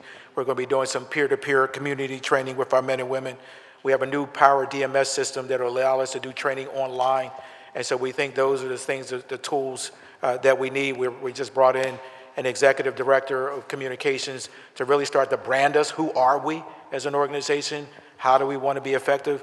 But if from our community, I mean, part of what you're saying, I've been traveling around the city meeting with a lot of your constituents, just getting feedback. What I was being very cautious of is not build a plan without their voice, right? What I've asked Commissioner Massey to do is, and historically, we've come into the room and told you, here's the community policing plan. Knowing this is a city of neighborhoods, and every neighborhood is different, and everybody wants different things from us throughout those neighborhoods. And so part of my strategy is, and part of our 5-year strategic plan, will be to really build a really strong community plan. The mayor's given us our charge to do that, but I want to do it with the input from not just every segment of our community, whether it be our business, our faith-based community, all of those entities need to have a voice in this space. And so I've been very, very conscious of not telling you what the plan is per se, not because we're not prepared to do it, but because we want to, as Dr. Watkins would say, go slow to go fast. And we want to really be very intentional about building a strategy that is sustainable beyond just one administration. Darn, I was waiting for you, but it's okay. Council President, thank you. You're welcome. The chair recognizes Councilman Rulandell. Good morning. Thank you, Commissioner, and everyone for being here. I've worked with you, Commissioner Bethel, in many capacities before this moment, and so I'm particularly interested in digging in a little deeper about training. I've read your materials, but my understanding is that cadet recruits get a certain amount of training, and then we've always had an ongoing amount of state training for police officers, but you're adding to training now. And I wanted you to flesh out a little bit more of what that looks like, especially the ongoing training of officers, and how you would integrate the things that you and I have worked on together: unconscious bias, de-escalation, restorative justice, how we're going to ingrain that in the police department, and how that will look and be analyzed afterwards. I think that's a great question, Councilwoman. So one of the things that I also recognize coming back is we need to bring in outside elements into our academy. And so you will see in our budget that we have asked for the first time an executive director of training and professional development. That will be a PhD level coming outside of the police department, not the police department, that will come in for the first time and run our training for our academy. We believe that is, we have to shift now. We have generations of individuals who come into our department now who are not used to this archaic PowerPoint type of modeling. And so for us to shift, we have to bring somebody who has a level of expertise to do that. Part of that work, though, will also be to shift our men and women. Many of our we are 67 counties. Many of the 66 counties in the state of Pennsylvania do their NPO certification online. They do not require individuals to come up to the academy to do that testing. They can do that online, and that's what our Gen Zers and Xers are used to doing. And so we are piloting a model now in one of our districts. If that goes well, we'll continue to pilot that across the city, where for the first time, they will not be required to go anywhere to do that training. They can do it at home. We'll give them time in their workplace, but they'll be able to do that. What that will free us up to do was those men and women who have been dedicated for years doing the NPO certification, which I just described, will now be able to offer an array of training modules for our men and women in the field. They're asking for conflict resolution. We're asking to do officer wellness and wellness training, but we have not made the time to make that happen. Trauma training. So all of those issues that we oftentimes have pushed off to the side because we don't have enough time, we can see by just our men and women what they're asking for on a regular basis. I know we're pushing over here now. Some of the training that we're doing, reality-based training, is some of the work that we're doing. What else are you showing me here? Community relations training, sexual harassment training, and 6,500 people have been trained on implicit bias since we started in 2020, since inception. So we know we have a need, but we also want to carve out a lot of that space for officer wellness. We put them as pillars, but we never really define. So we're also excited around, from our employee assistance program, we'll be able to bring 2 psychologists in for the first time to help us. But we think we'll be able to create a library of training, and with our Power DMS, use the virtual platform to be able to deliver training to our men and women that oftentimes they had to be in a classroom to do. Thank you for that. That's super helpful. And I think the wellness will be much appreciated and much needed from the staff as well. Second question on this round has to do with data. Just talk a little, I'm loving the new data that you're going to be collecting. I would like to know more about what you intend to do with it. But most interestingly, you just talked about having video response to smaller incidents throughout the city. I love it. It's kind of like telehealth. It's good, at least a check-in. But it would be great also if those, the initial response, if it was, what's the intention of it? For example, if it's somebody's calling and it's something that should be diverted someplace else or referred someplace else, will they be able to do that? Can they deploy the people to the scene that need to be there? And I'm throwing in a last data thing about 48s. You still doing 48s by hand? Yes, and that's where you heard in our budget. We're going to be able to get a grant from with the PCD grant, where that money will be able to, for the first time, be able to push us over the hurdle to have a paperless. When I travel around the city, most of my cops said, why are we still doing? Yes. They actually think the typewriter is the proper read machine. Yeah. Because they don't even know what a typewriter is, right? And so that is a challenge. As it relates to the 911, so one of the models that we saw that came to us was from the UK. They were actually using it in domestic situations. No longer, the offender is now gone, the space is safe, and then they were able to connect with that victim immediately and be able to interview, almost like FaceTime, interviewing her or him through that camera process. And they saw an acceleration in their response, but also to the offender, be able to capture the offender because they're able to get into the video. It has to be safe, so I'm not talking about an active domestic situation, but that the victim can immediately be online with a police officer in uniform, taking that information, telling him where he went, being able to show the damage that he or she may have done, and be able to push that information out through our 911. They could see a significant increase in their responses and resolving those cases very quickly. So we see it as that higher level, but we see it for many of the lower level offenses as well. What you want to do? Yeah, and to your, well, I'll let Fran talk about that. You can hear me talk. In respect to the mental health calls, we also divert calls from police radio to our CIT officers as well as the co-responding officers that we've created with the behavioral health unit. And also we have the embedded mental health navigators at police radio that calls can be diverted to as well for any health-related calls. And all calls are screened with a mental health screen so we can figure out where they should be going.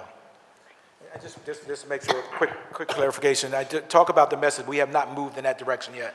We need to get in the room with those organizations that represent those women, talk about what the proper protocols are.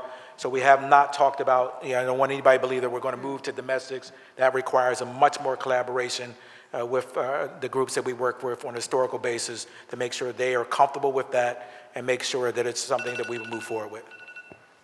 Thank you. Thank you very much. The chair recognizes Councilman Jamie Gaudier. Good morning, Commissioner Bethel, to you and your entire team. I want to go back to Councilmember Phillips' line of questioning around 911 response. As you all know, I've been advocating for an increase in 911 funding for the last several months. Last fall, I authorized a hearing about 911 dispatchers.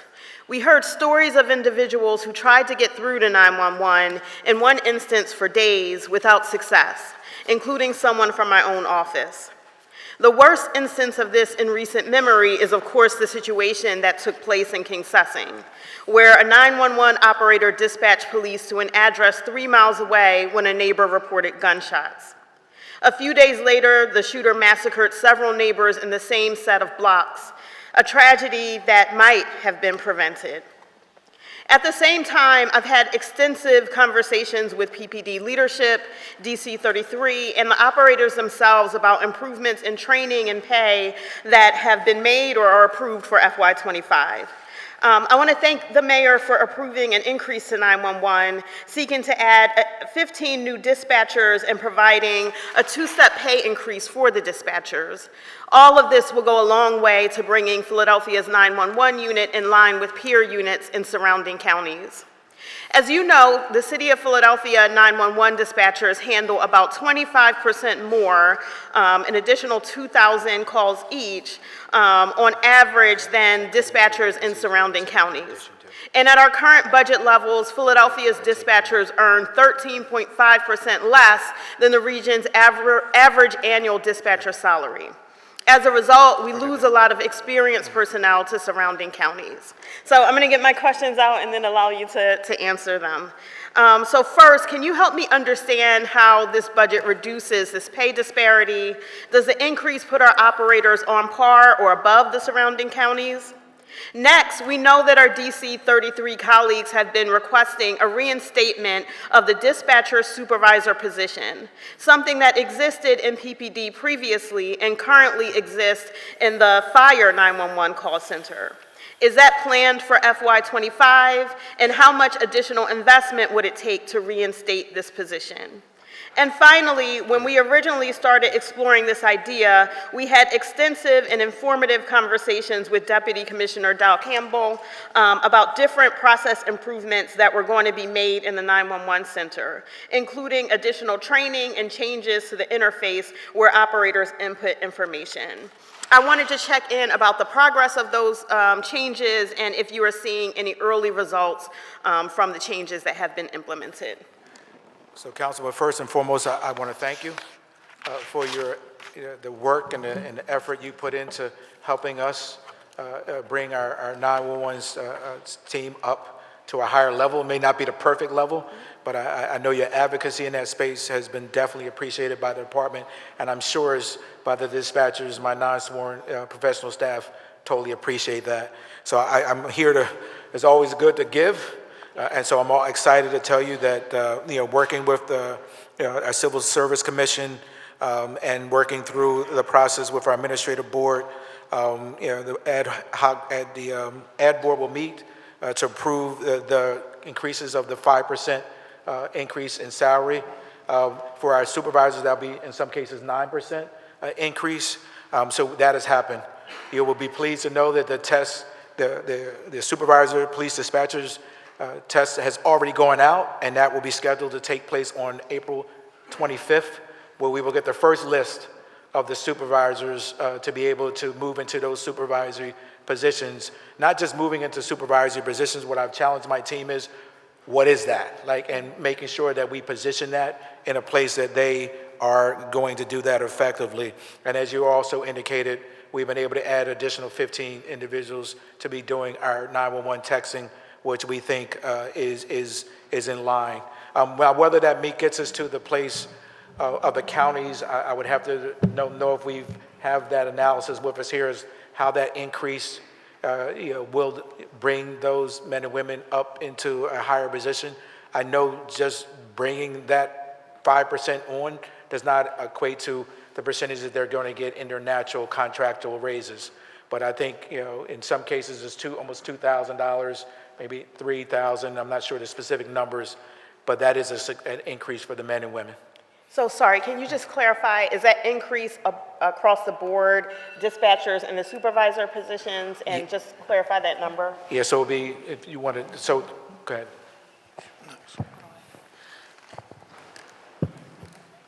Hi, this is Krista Dahl Campbell, Deputy Commissioner of Organizational Services.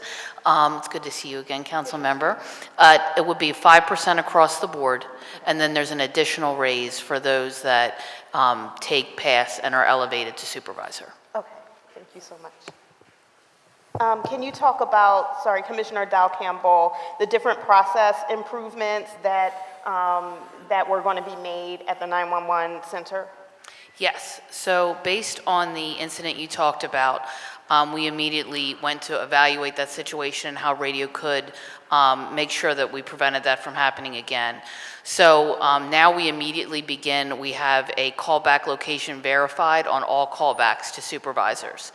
So they get what's called the CCI information, so they know where the call was generated from, the area. All callbacks are now recorded by the operations desk, which is an improvement. And there's a new greeting and closing for all radio calls.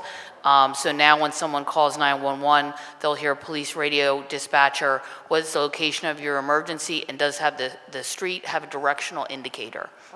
And they'll repeat that at the closing to make sure that they have the correct information. We did see a specific incident where officers were dispatched to a particular location. When they got there, nothing was showing. The supervisor called back, got the CCI information, quickly determined that it was the wrong location, had the assignment rerouted for a founded triple shooting. So it absolutely, we've seen improvement by changing our process. Thank you so much. I really appreciate your work to rectify that issue. Thank you, member. Chair recognizes Councilmember Kathy Gilmore Richardson. Thank you. Thank you so much, Council President, and thank you to Commissioner Bethel and to your team, Commissioners Healy, our former captain in the 19th, Stanford, Dal Campbell, and I have to give a shout out to Joel Dales. I don't see him here. Is he here? Joel, okay, I'm sorry, I can't see from this direction, but he has just been stellar to work with over the last term, working with us on the Nuisance Business Task Force and all the work that we have done on the CERC centers and around Curfew. A few other quick thank yous, particularly because I was able to go on quite a few ride-alongs between the hours of 10 p.m. and 2 a.m. Last term, and these officers and districts, they were just stellar. Of course, Captain Newble, who was my captain in the 19th, he's just stellar, one of our best captains. The 5 squad in the 19th district, the 22nd district, shouting out former Captain Glenn, the 17th district, the 14th district, who does a wonderful job with our CERC Center, JJC. Of course, Captain Massey, no longer Captain Massey, she was just promoted from the 35th, and the Civil Affairs Unit. Thank you all so much for what you do on our behalf as well. I wanted to talk about a few things, and my priority areas are of course, Curfew, the CERC centers, nuisance businesses, short-term rentals for this round. Very quickly, if you could give us a very quick update on the statistics around curfew and curfew enforcement. I heard you talk about, Commissioner, that youth violence is down. We know we still have these youth meetups. I just saw something on the news this morning relative to a situation that occurred in Councilmember Young's district on Cecil B. Moore Avenue. And you talked about also 5 zip codes around youth violence. Could you just tell us which zip codes they are, where you have the most youth violence in the city? And then how are you all currently enforcing the curfew? And are we sending young people to the community evening resource centers? So what we're showing is over the last 2 years, we've had 2,389 curfews that we have. 9% of them have taken to the curfew center. And so I know that's one of the things I wanted to hopefully meet with you offline and have follow-up meetings. You know, as been described before, our policy has been the first to take them home. Right. And then to take them to the center. And my conversation with Commissioner Ali is how can we build it out to be something much broader and more encompassing, because I think is necessary. Right. But I think one of the things we saw up in northwest part of the city, where the officers in there doing haircuts and doing other activity, makes it an opportunity for us to make it as a respite for our young people. That time period, 7 to 2 o'clock, is a critical time for them as well, and we think that would be an advantage for us. I apologize, the second part, you asked me You had mentioned 5 zip codes. Yeah, I don't have the zip codes. I will get them for you. Okay. I know just anecdotally, right across the middle of the city again, at 19121, above into the bottom end of the 39th district, in a portion of West Philadelphia and Councilman Jones's area, and then moving over to the East Division in Councilman Lozada's area. But I'll get you those specific zip codes. I should have had that here, but I was remiss in not bringing that with me. Okay, that'll be great. And really, what's the plan going into the summer months relative to curfew enforcement and violations? And I'll use a very quick example that Councilmember Jones is aware of relative to a short-term rental in our local community. where it was like 30 young people in or around this address, and obviously there was a party going on, and shots rang out right there at the property. And so how do you all, prepare for summer, one, but two, how are you working interdepartmentally with L&I and other departments to ensure that we could deal with issues like that? It was an 18-year-old that rented the place from an owner who lives in New York, but rents out the property on Airbnb and VRBO. So I wanted to put that in there as well, because that's also an issue, because it was after curfew when the incident finally, came to a head. Yeah, the Airbnbs have consistently been a challenge, whether it be adults or children, young people. Stacy Irfin, who works in our DIVIC, our Delaware Valley Center, really has helped us with That can't be right. with our connectivity with the company to try to deter them from renting them, but it becomes a challenge because oftentimes adult is renting it for them, and it's a pass-through, so we alert them when that happened. For the summer, we will go into our proster. Many of our officers who work in our school will move into our rec centers and work with our pools. We will be definitely stepping up our enforcement around our curfews. We'll be extending our police athletic league. We'll be extending their hours to make sure that we make ourselves available to them. We work clearly with now Commissioner Slauson coming on with our rec department. We've already been in multiple conversations with her as we outline where do we strategically need to place our men and women in that space. But part of what I'm also looking to do is what are the other things we could be doing now to connect our young people to services. We have to do a better job of system mapping what is available to them. And I think as I build out our work around youth engagement, we'll be looking for ways that historically we've done. I can come here and give you the stock things that we've always done, but when do we do something new? Like, what are those other things that we could be doing to engage young people in a more effective way during the summer periods? But as you know, it is a challenge, but it's something we were prepared to meet.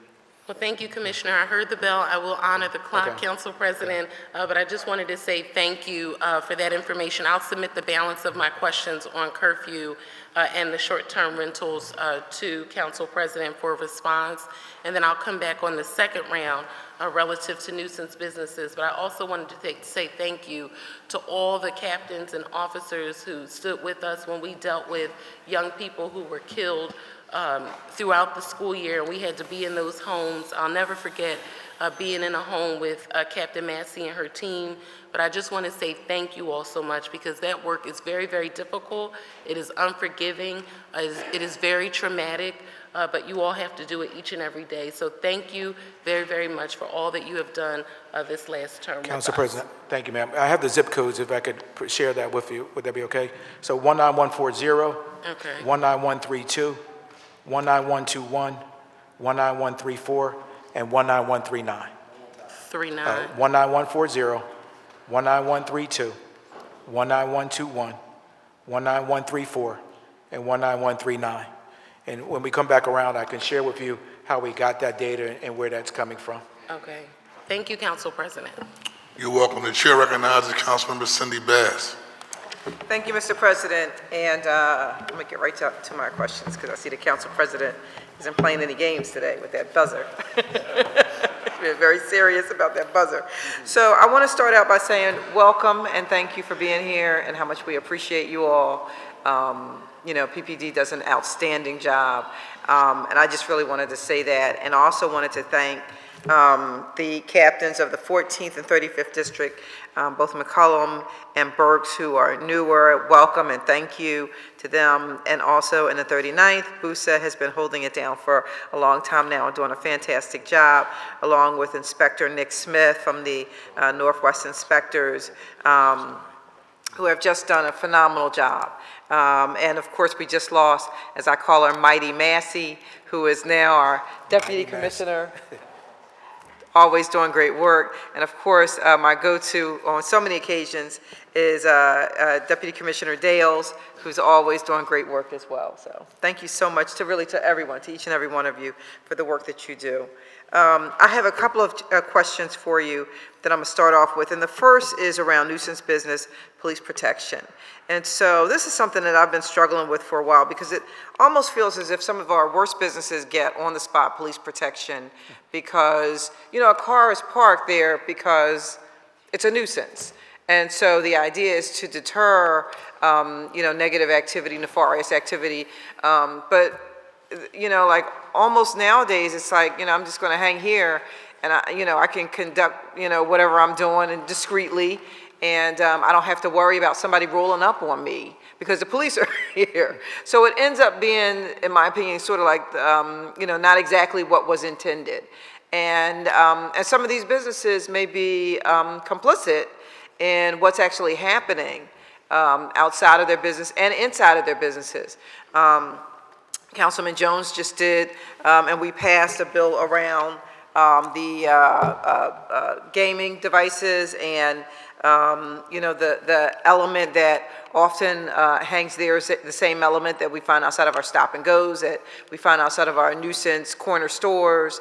And so how, you know, I don't know if the police department is working on that, but I just wanted to urge a strategy around that because, you know, rather than have our cars patrolling, we have to sort of like park a car here to avoid, you know, even more mayhem. And I don't know if you have any answer for that, but it's just an observation and a, you know, a concern of mine. Yeah, I mean, what we try to do is give the commanding officer of the district the latitude to make their deployment strategies. Most cases, when you see that stationary deployment, it may, though it's sitting at the car, it's about the violence that's happening in and around that area where they've had a substantial level of increase, particularly violent behavior, shootings and/or homicide. Not so much for the nuisance of the story, even though that's sometimes the epicenter of it. It starts there, but it radiates out. And so we give them the latitude to be able to do that. So that's not a global strategy. Each depending neighborhoods, depending on what they feel is the most. And there are also, as you know, complaints are coming not just through your office. Many of the commanders are being very responsive to the needs of the community as well. And they are oftentimes so frustrated, so the captains rightfully will try to give some relief to that area. Even though we can't shut it down, we can disrupt the flow of activity going in there. Is there any coordination with the police department and maybe like an L&I to, you know, like go in? And I know Deputy Commissioner Healy and I work together on our, you know, nuisance business bill and also our stop and go bill. And we found some successes, but then we were hampered by other things that, you know, kind of got in the way of it being as successful as we thought and we had hoped it would be. You know, we did make some improvements, but not as sweeping as we would like. But I don't know if we can revisit that with L&I. Absolutely. We actually meet regularly with L&I and other parts of the city government for nuisance enforcement, and we have the nuisance enforcement unit within the department. However, I just credit to you, the 94400 bill has been expanded to allow us to give us much more authority. Okay, we've been allowed now to do critical nuisance enforcement as well as chronic, which allows what was that? Critical nuisance when there's actually violence. Because if you recall, when your bill first came out, it dealt with just nuisance activity in and around the locations, but a lot of times there's also violence. But your bill didn't touch on the violence, so yours was a bit bedrock. We built upon that, and now it's included into that process. So now when we have shootings or homicides in locations, our nuisance unit actually does a preliminary investigation to determine whether or not the bar or other location was complicit in any way, and then we move forward, the police department does, with notices of intent to cease. So that's an immense power that we never had before, and it's being centralized in our nuisance unit and being tracked. Okay, I'm going to come back. I just wanted to say real quick, Mr. President, that it seems as if these nuisance businesses owe a bill to the Philadelphia Police Department for sort of sucking up their resources that we have to, you know, like spend so much time there. But thank you for your answers. Thank you. Thank you. The chair recognizes Councilmember Jeffrey Young. Thank you, Mr. President. And good morning, Commissioner. Just jumping right into the budget. Looking at Schedule 100, it looks like the annual salaries tend to be a little bit higher than the salary range. Could you speak to that? You got that, Angela's. So Give me that again one more time, So, Council. going through your budget, looking at Schedule 100, list of positions, right, by program, the annual salaries that I guess are starting on 7/1/24 tend to be a little higher than the maximum salary range in dollars. Could you speak to that? I don't have that answer. I can get that information for you, though. Thank you. You are refocusing GVI to create a surgical geographic approach. Could you explain why the refocus, and can you, I guess, explain to us what this new approach will look like? Yeah, I think one of the things we could see, GVI is an effective process in which individuals, where we have now under Adam Gear's leadership, where they go into an area where we've identified specific individuals that may have a high propensity to engage in violent behavior and or other activity. What we also recognize is that with the limited resources we have, it's not effective to have them go into an area or have them connect with somebody who may not need those resources per se. And so we felt that if we are able to align their activity with our focus areas, not only can we know that they're focusing on the individuals that have the greatest need, but we can also go back to what Councilman Rourke was talking about evaluating that. How do we evaluate the effectiveness of the program in a way that be able to do it in a very focused way, because we can, from that, can create control groups of areas that are not being developed by that. And so we think that's an excellent tool. They've talked about moving now to expand it to juvenile. What I've asked them is, as we walk through this model, and I'm not saying we're doing this, but aligning themselves with a young 12-year-old who gets shot today. That child is more inclined to get shot potentially again, be a shooter, or even commit a homicide. And so we have that individual in front of us. Why not connect with that young person now and get them into services so we can work upstream with them? And so the objective is really being focused on those specific areas versus trying to go across the entire city. So we are hitting all parts of the city, so that has not changed. What we are asking, though, is just be very focused on these specific areas where we see a highest level of violence so that we can work together in a partnership, or it's not just a police department, it's individuals out there who are from the community, credible messages who can also convey a message to them, and working in tandem, we are hoping that could reduce our violence in those specific areas. Thank you. One question about gun buybacks, and can you tell us from your data how effective gun buybacks are in reducing gun violence in the city? That's been that comes up quite often, and oftentimes the data does not say it is, right? The data says that it's not. However, sometimes data doesn't tell you the full story, in a sense that the purpose is to, if we know we have more guns in the city of Philadelphia than people, or in this nation than people, at some point you have to take guns out of circulation, right? At some point, if you go into New York, they're constantly buying guns because they know they need to take guns out of circulation. And so part of that model oftentimes is not, we try to make a correlation that this stops violence. So sometimes I think that's not the appropriate argument. Because the appropriate argument is oftentimes we have to find a way to pull guns out of the system and draw down the number of guns in the system. Today, a gun used in a crime is 3 years old. So today, a gun crime, based on the data that we receive from our team, is 3 years old. And so which tells you that we have so many guns in our system, offering an opportunity to draw those guns down has to be. Or, in most recent, the last week, I've had 2 children who were killed. Well, one was killed, the other one was significantly injured as a result of finding a gun in a house. And so part of the objective, too, is getting those guns away from our children in that space as well. And so I think sometimes, the researchers will make their argument, but the researchers don't live on the ground with us either, and don't understand sometimes the impact those guns are having on our community and what it means to get them out of our community is important to the people who we serve. Thank you. I'll finish up the next round. Thank you. Councilman Mark Squilla. Thank you, Mr. President, and thank you so much, Commissioner and team. When we talk about open-air drug markets and, being representing part of the Kensington, but really citywide, we often hear sometimes that there's other investigations ongoing, whether federal or others.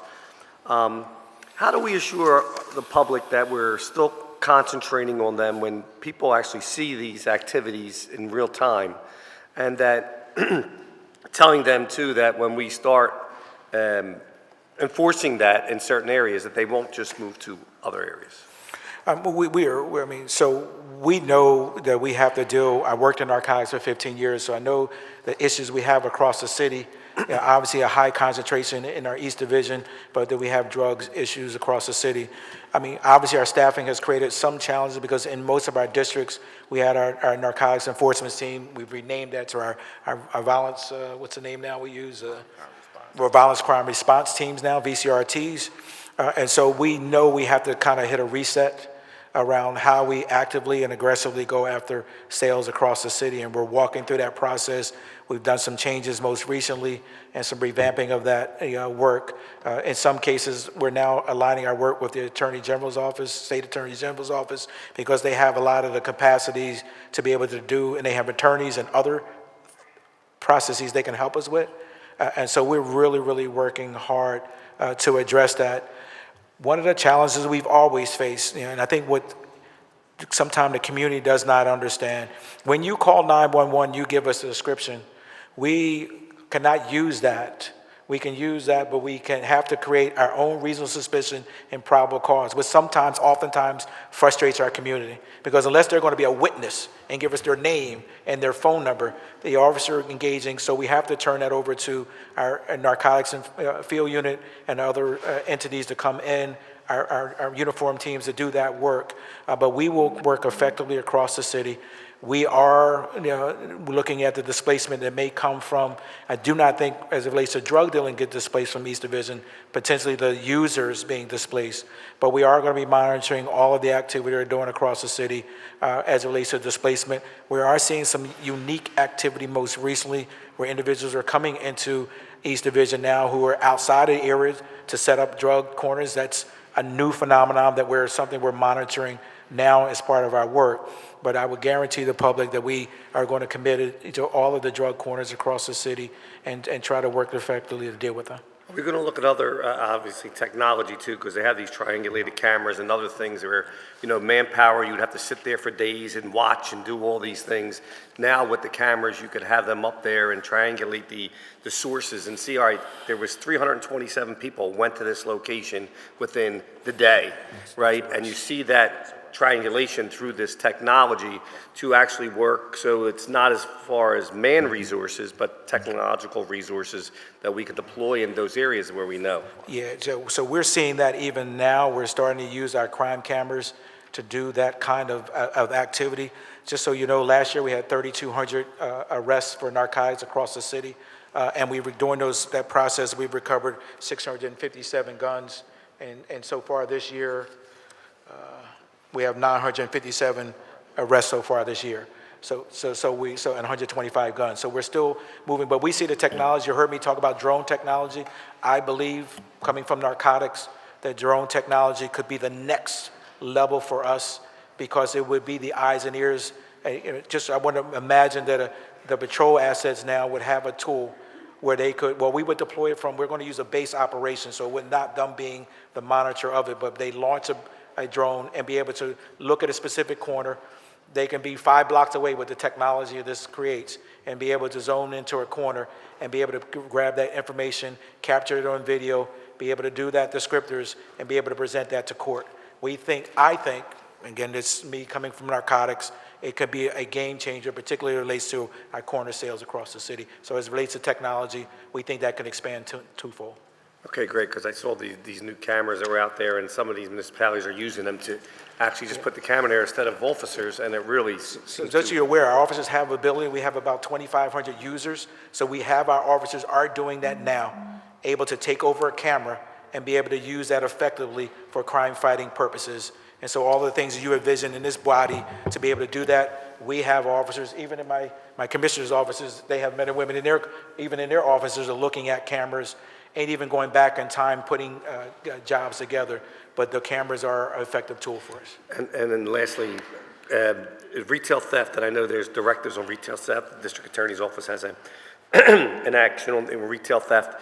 Our directive is going to do that as far as enforcing retail theft. If the officer sees that, they will be able to make those arrests, correct? Yes, sir. So you will see in our 100-day plan, that was part of the mayor's charge when I came on, a much more enhanced retail theft. We are working with the district attorney's office in partnership with them. They created their task force.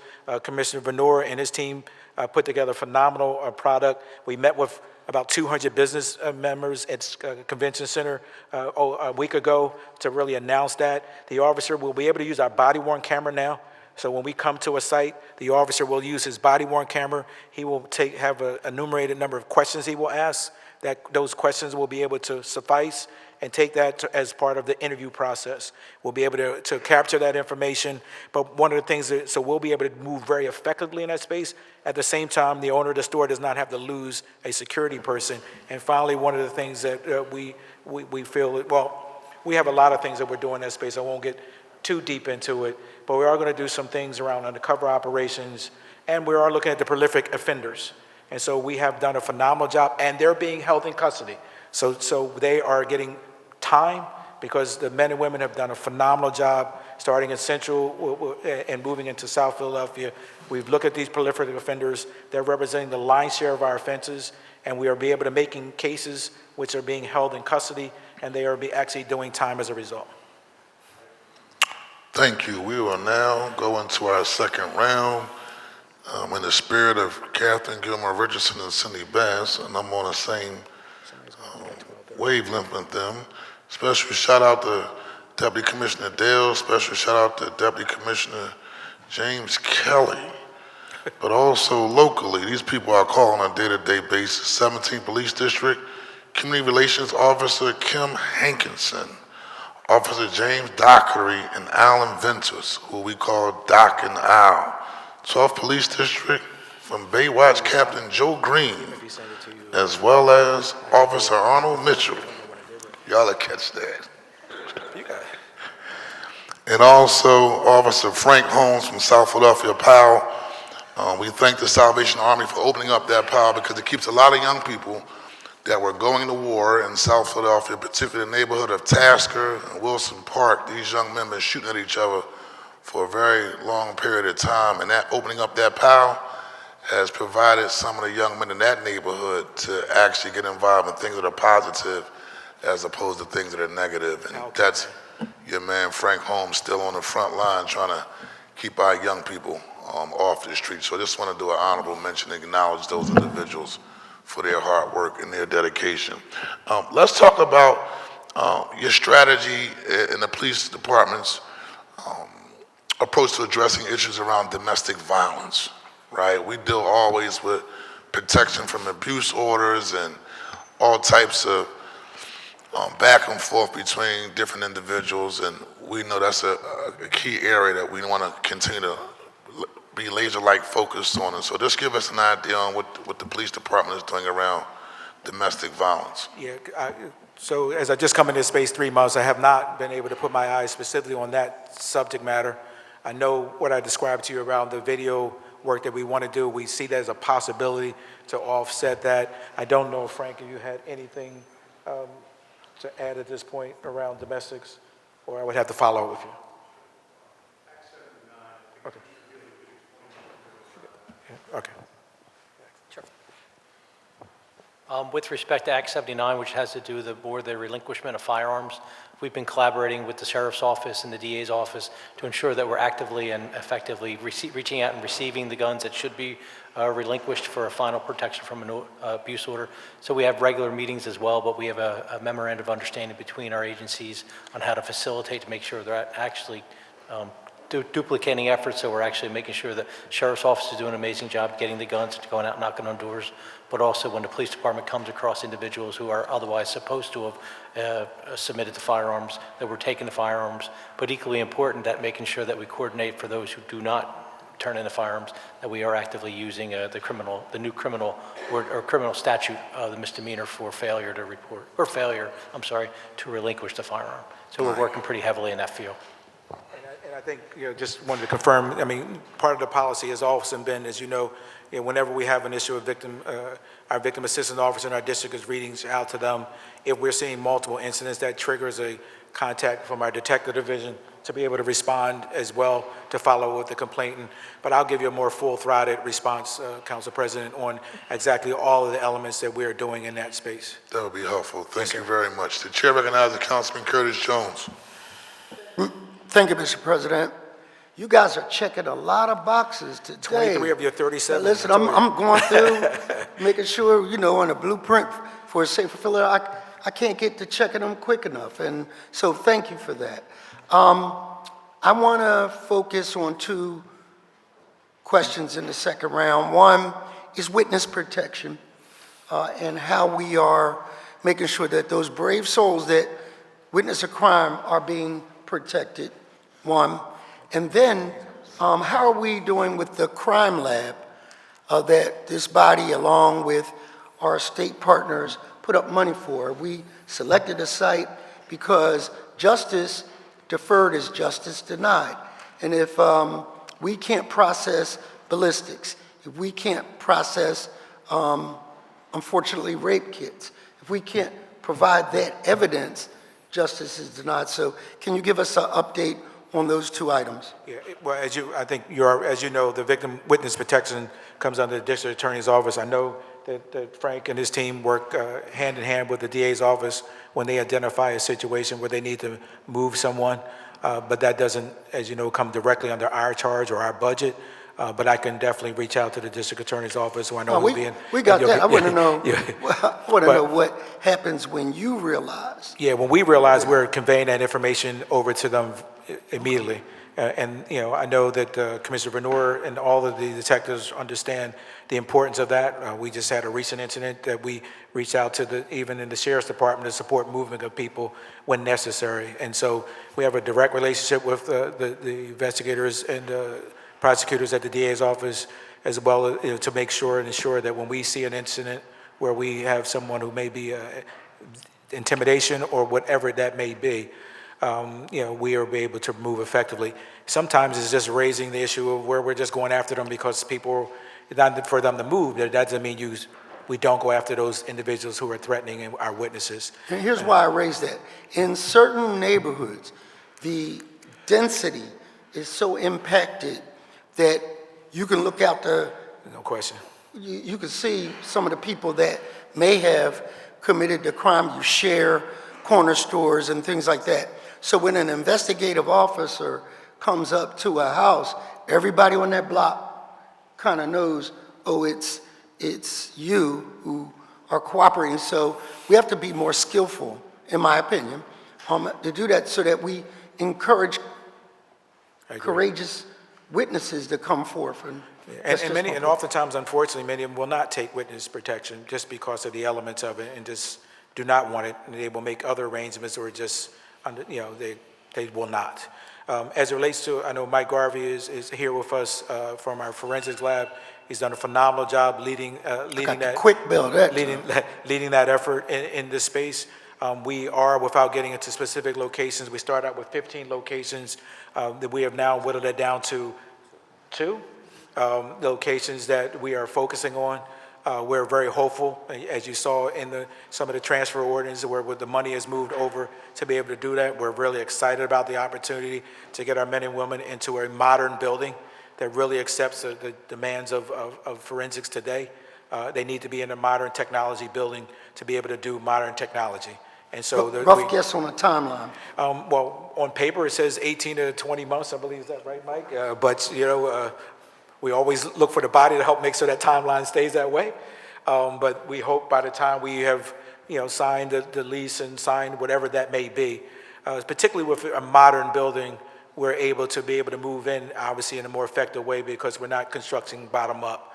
But all the elements are there to be able to execute within 18 to 20 months after we've selected a site. But we're on the home stretch now of this process, and we're very hopeful that we'll have something very soon on a designated location. So my questions have already been submitted to you in writing. You graciously said that you would respond to them in writing, so thank you very much. Thank you, Mr. President. Thank you, Councilman. You're welcome. The chair recognizes Councilwoman Nina Ahmad. Thank you, Council President. Following up on my colleague's question about the forensic lab, first question is the new forensic lab the reason for the proposed increase in the homicide clearance rate, which targeted to increase from 56 to 65%, or are there other factors involved? Yeah, I think when we talk about homicide clearance rates, or clearances period, it's a multitude of factors, involved. Oftentimes it starts with just clearly someone or an individual identified someone who caused that harm. And so we start with the individual human element of the process where a witness has come forward and said that. Clearly we look at other evidentiary tools. Forensics plays a role in that. And the investigator, our homicide investigators are some of the most elite investigators in the nation. And so they do a lot of work in that space. So I think it's a combination of all, depends on the variable for that particular case.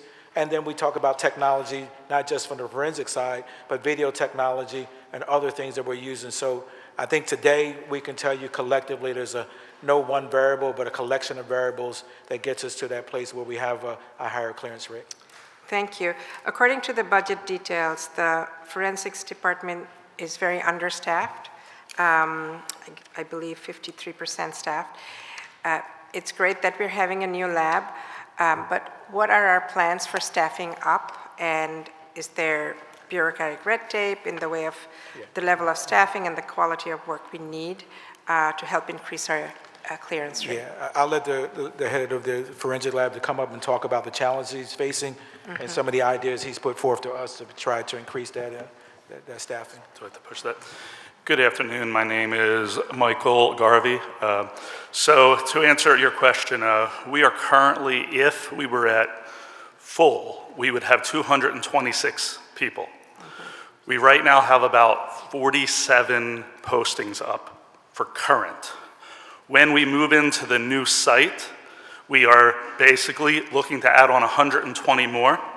So that would be about 346 people. How we calculate that is based on how much crime do we currently have, how much evidence is coming in.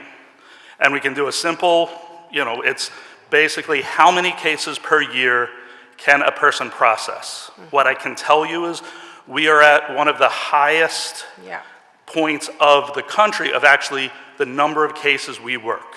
We have really good people that do really good work. There's just more evidence coming in. So to answer the question on how do we hire, we previously, based on normal hiring practices, would post every 2 years.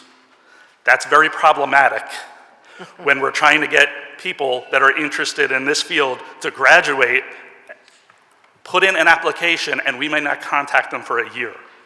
So we currently now post every 6 months, letting people know that you can apply 6 months before you graduate.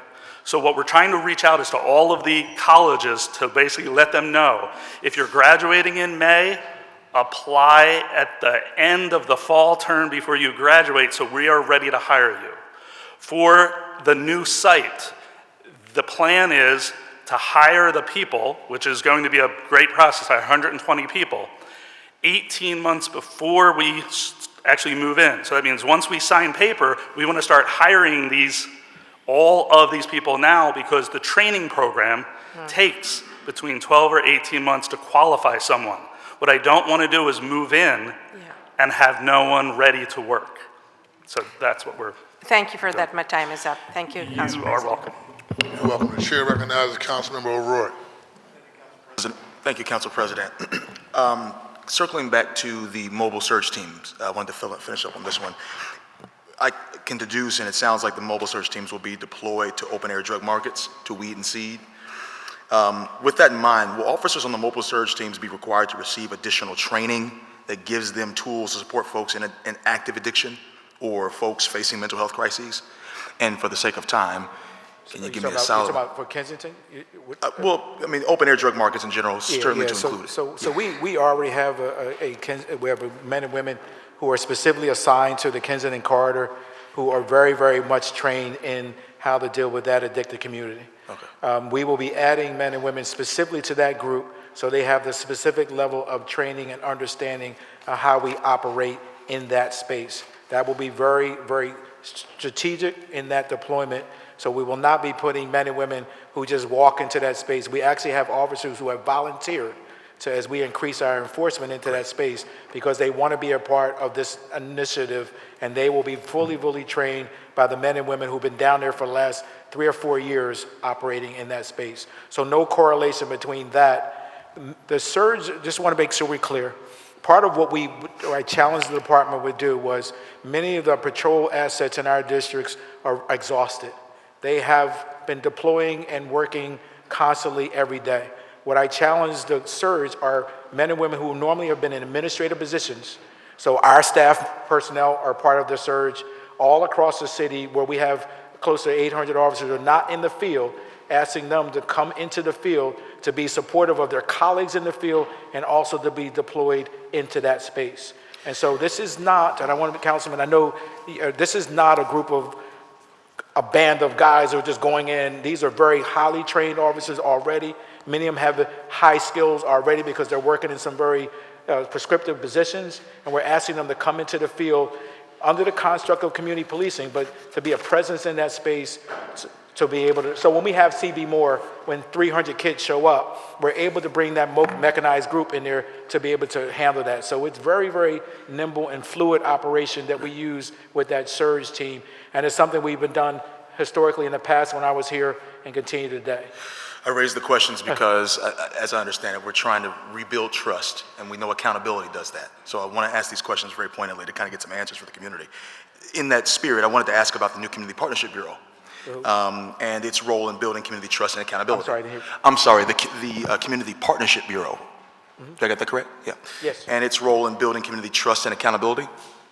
We know that PPD has been trying to do better community policing, as Councilman Phillips lifted up, for years now, and yet we still see far too many Black and brown Americans injured or killed at the hands of the police, including our own neighbors like Walter Wallace and Eddie Irizarry. So with that, can you point specifically, and I know my time is up here, but can you point specifically to the new tasks and initiatives that will be carried out by the Community Partnership Bureau and how they differ from the approach that has been historically taken to community policing and trust? Yeah, so I think that's a great question. I mean, part of that task I've already kind of laid out. Part of the victim assistance, victim advocates that are coming in will be under the community partnership umbrella, right? Part of what Commissioner Massey, and I'm also bringing in an executive director within the police department who will be her partner in that community partnership. So I'm gonna have someone who's from the community who's going to be an executive in that space to help guide those conversations. So that will be a new process for us. When I talk about putting community relations individuals who are not from the police department embedded in the community to work as to build those modeling, that will be a part of it. What are the things that Commissioner Massey will also start to develop out is all of those other little subgroups, our faith-based community. Like what is, we've never really, we do this work, and we have a significant level of our chaplains who are part of our clergy, part of our police program, but building that out more, right? We're going to be looking, as we walk through this modeling of community partnerships, where do we build these level of true partnerships? Because it going to what you're saying, what we have done is just kind of put this umbrella up and never really built it, right? What we're going to do is take a step back and build intentional partnerships with those entities that are long-lasting and not this check-the-box exercise. And I'm not saying the department was doing that, but what you're raising is exactly right. We have to get our roots into the ground. We have to start building relationships and partnerships to build that trust. Now listen, well, it's not just police they don't trust, right? And so sometimes we get fixated on the policing part of it, but there's a whole bunch of elements within our challenging communities that they don't trust. Yeah. And so, but sometimes we are the tip of the spear when people are frustrated with the system, right? And so part of what we have to do is do a better job of understanding those other elements, so when we are in that space, we can make the appropriate referrals and do all of those things. But we're going to put every effort possible to be able to build the trust that we want the community, and we're going to continue to do that process, and we're just asking them to let us do that. We have 2 questions that we'll submit in email, and we appreciate if you can get us some responses. Appreciate Thank you for your time. All right, Thank for you your very question. much. Councilmember Isaiah Thomas. Thank you, Council President. I'm going to be quick.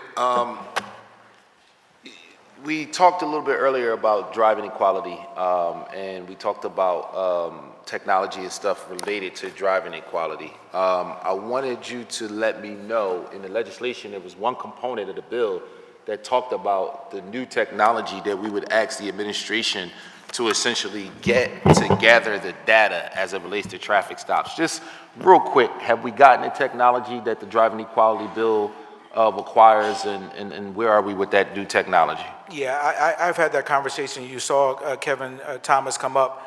We're trying now, we actually even talked about it this morning, Councilman, how do we get that technology? It's a little bit more nuanced and challenged, as you know, than I thought. Now, what we do know is before the bill started, 10%, only 10% of all of our stops, motor vehicle stops, were captured in the equity ordinance that you put forward. What we have not been able to do, we can find the data and show it as a secondary process where they've stopped for something else, they went through a light, and they had, which was your intended purposes. What we have to do now, I believe, to capture exactly what you want is go back into our data set and create another line. So when the officer checks off his 7540 or his stop, that he makes a specific mark on his data to say this was as a result of this. I think I think we're going to do a very significant, much more ground game to get the specific data that you're looking for to see the reduction in that activity. So we'll keep working with your office to make sure that we're moving in a way that's the most efficient, and we're analyzing the legislation and making sure we're moving in the right direction. There's a lot of information out there about the legislation. Can you take 15 seconds to tell us what is your response to someone who suggests driving equality prevents police from making traffic stops? Listen, 15 seconds, the driving equality bill does not stop us to do traffic stops. If I'm going north on Broad and somebody's in the southbound lanes going northbound, that ain't the equity bill, right? And if I see the cars that I see out today, and the things that I'm seeing when I'm on the roadways, the equity bill is not our issue. We need to get back to doing traffic enforcement in a manner that keeps our community safe. We're going to be doing some work around Broad Street and Bustleton. Now that we have the cameras on the boulevard, now everybody's flying down Bustleton in the northeast. We're going to be very strategic in our work, but the equity bill is not the reason why we cannot stop bills. And I tell the police officers who are listening to me today that that's not why we can't stop cars. Thank you, sir. Thank you for putting that information on the record. We've had some advocates ask for a deadline to pick the location for the forensics lab. Do you have a deadline for when you'll pick the actual location for the forensic lab? I think that goes into much higher level. I believe that's going to come out of the administration under the managing director. Thank you. They will make the final decision. We're part of the committee, but they will make the final decision. Thank you, sir. Last thing, 57 blocks dialogue. I'm sure someone else will ask about it at some point, but can you just elaborate a little bit about what you were talking about earlier with the 57 block report that came out compared to what should be done? We're going to fund stuff this year, and we just, I'm actually a little more confused listening to your conversation. And I know it will be a confusing process here, and what I would ask if the president will allow me to maybe even present that data, because I know it's something that goes across you, so you can have a much more steeped understanding. I do not want to set off a charge that I don't believe that work is effective, but as anything else, if I looked at the data today from 5 years ago, it looks different. Coming back to the police department, things look different now from a data perspective. And so we need to make sure that we are always informed by the data. And so we can see in that 57 block data that there have been some significant differences in what was presented, I think in 2019, I think, I'm not sure the date. Is that 2019, Kev? 2019, now we're 5 years out. Thank you, Council President. Thank you, Commissioner. Yes, sir. Thank you. We will take a recess until 1:30. We know the mayor has an event right now where some of you have to be at and some of the members who will be attending. We will come back and finish the second round at 1:30, and then we will go into prisons, fire department, and L&I. Thank you.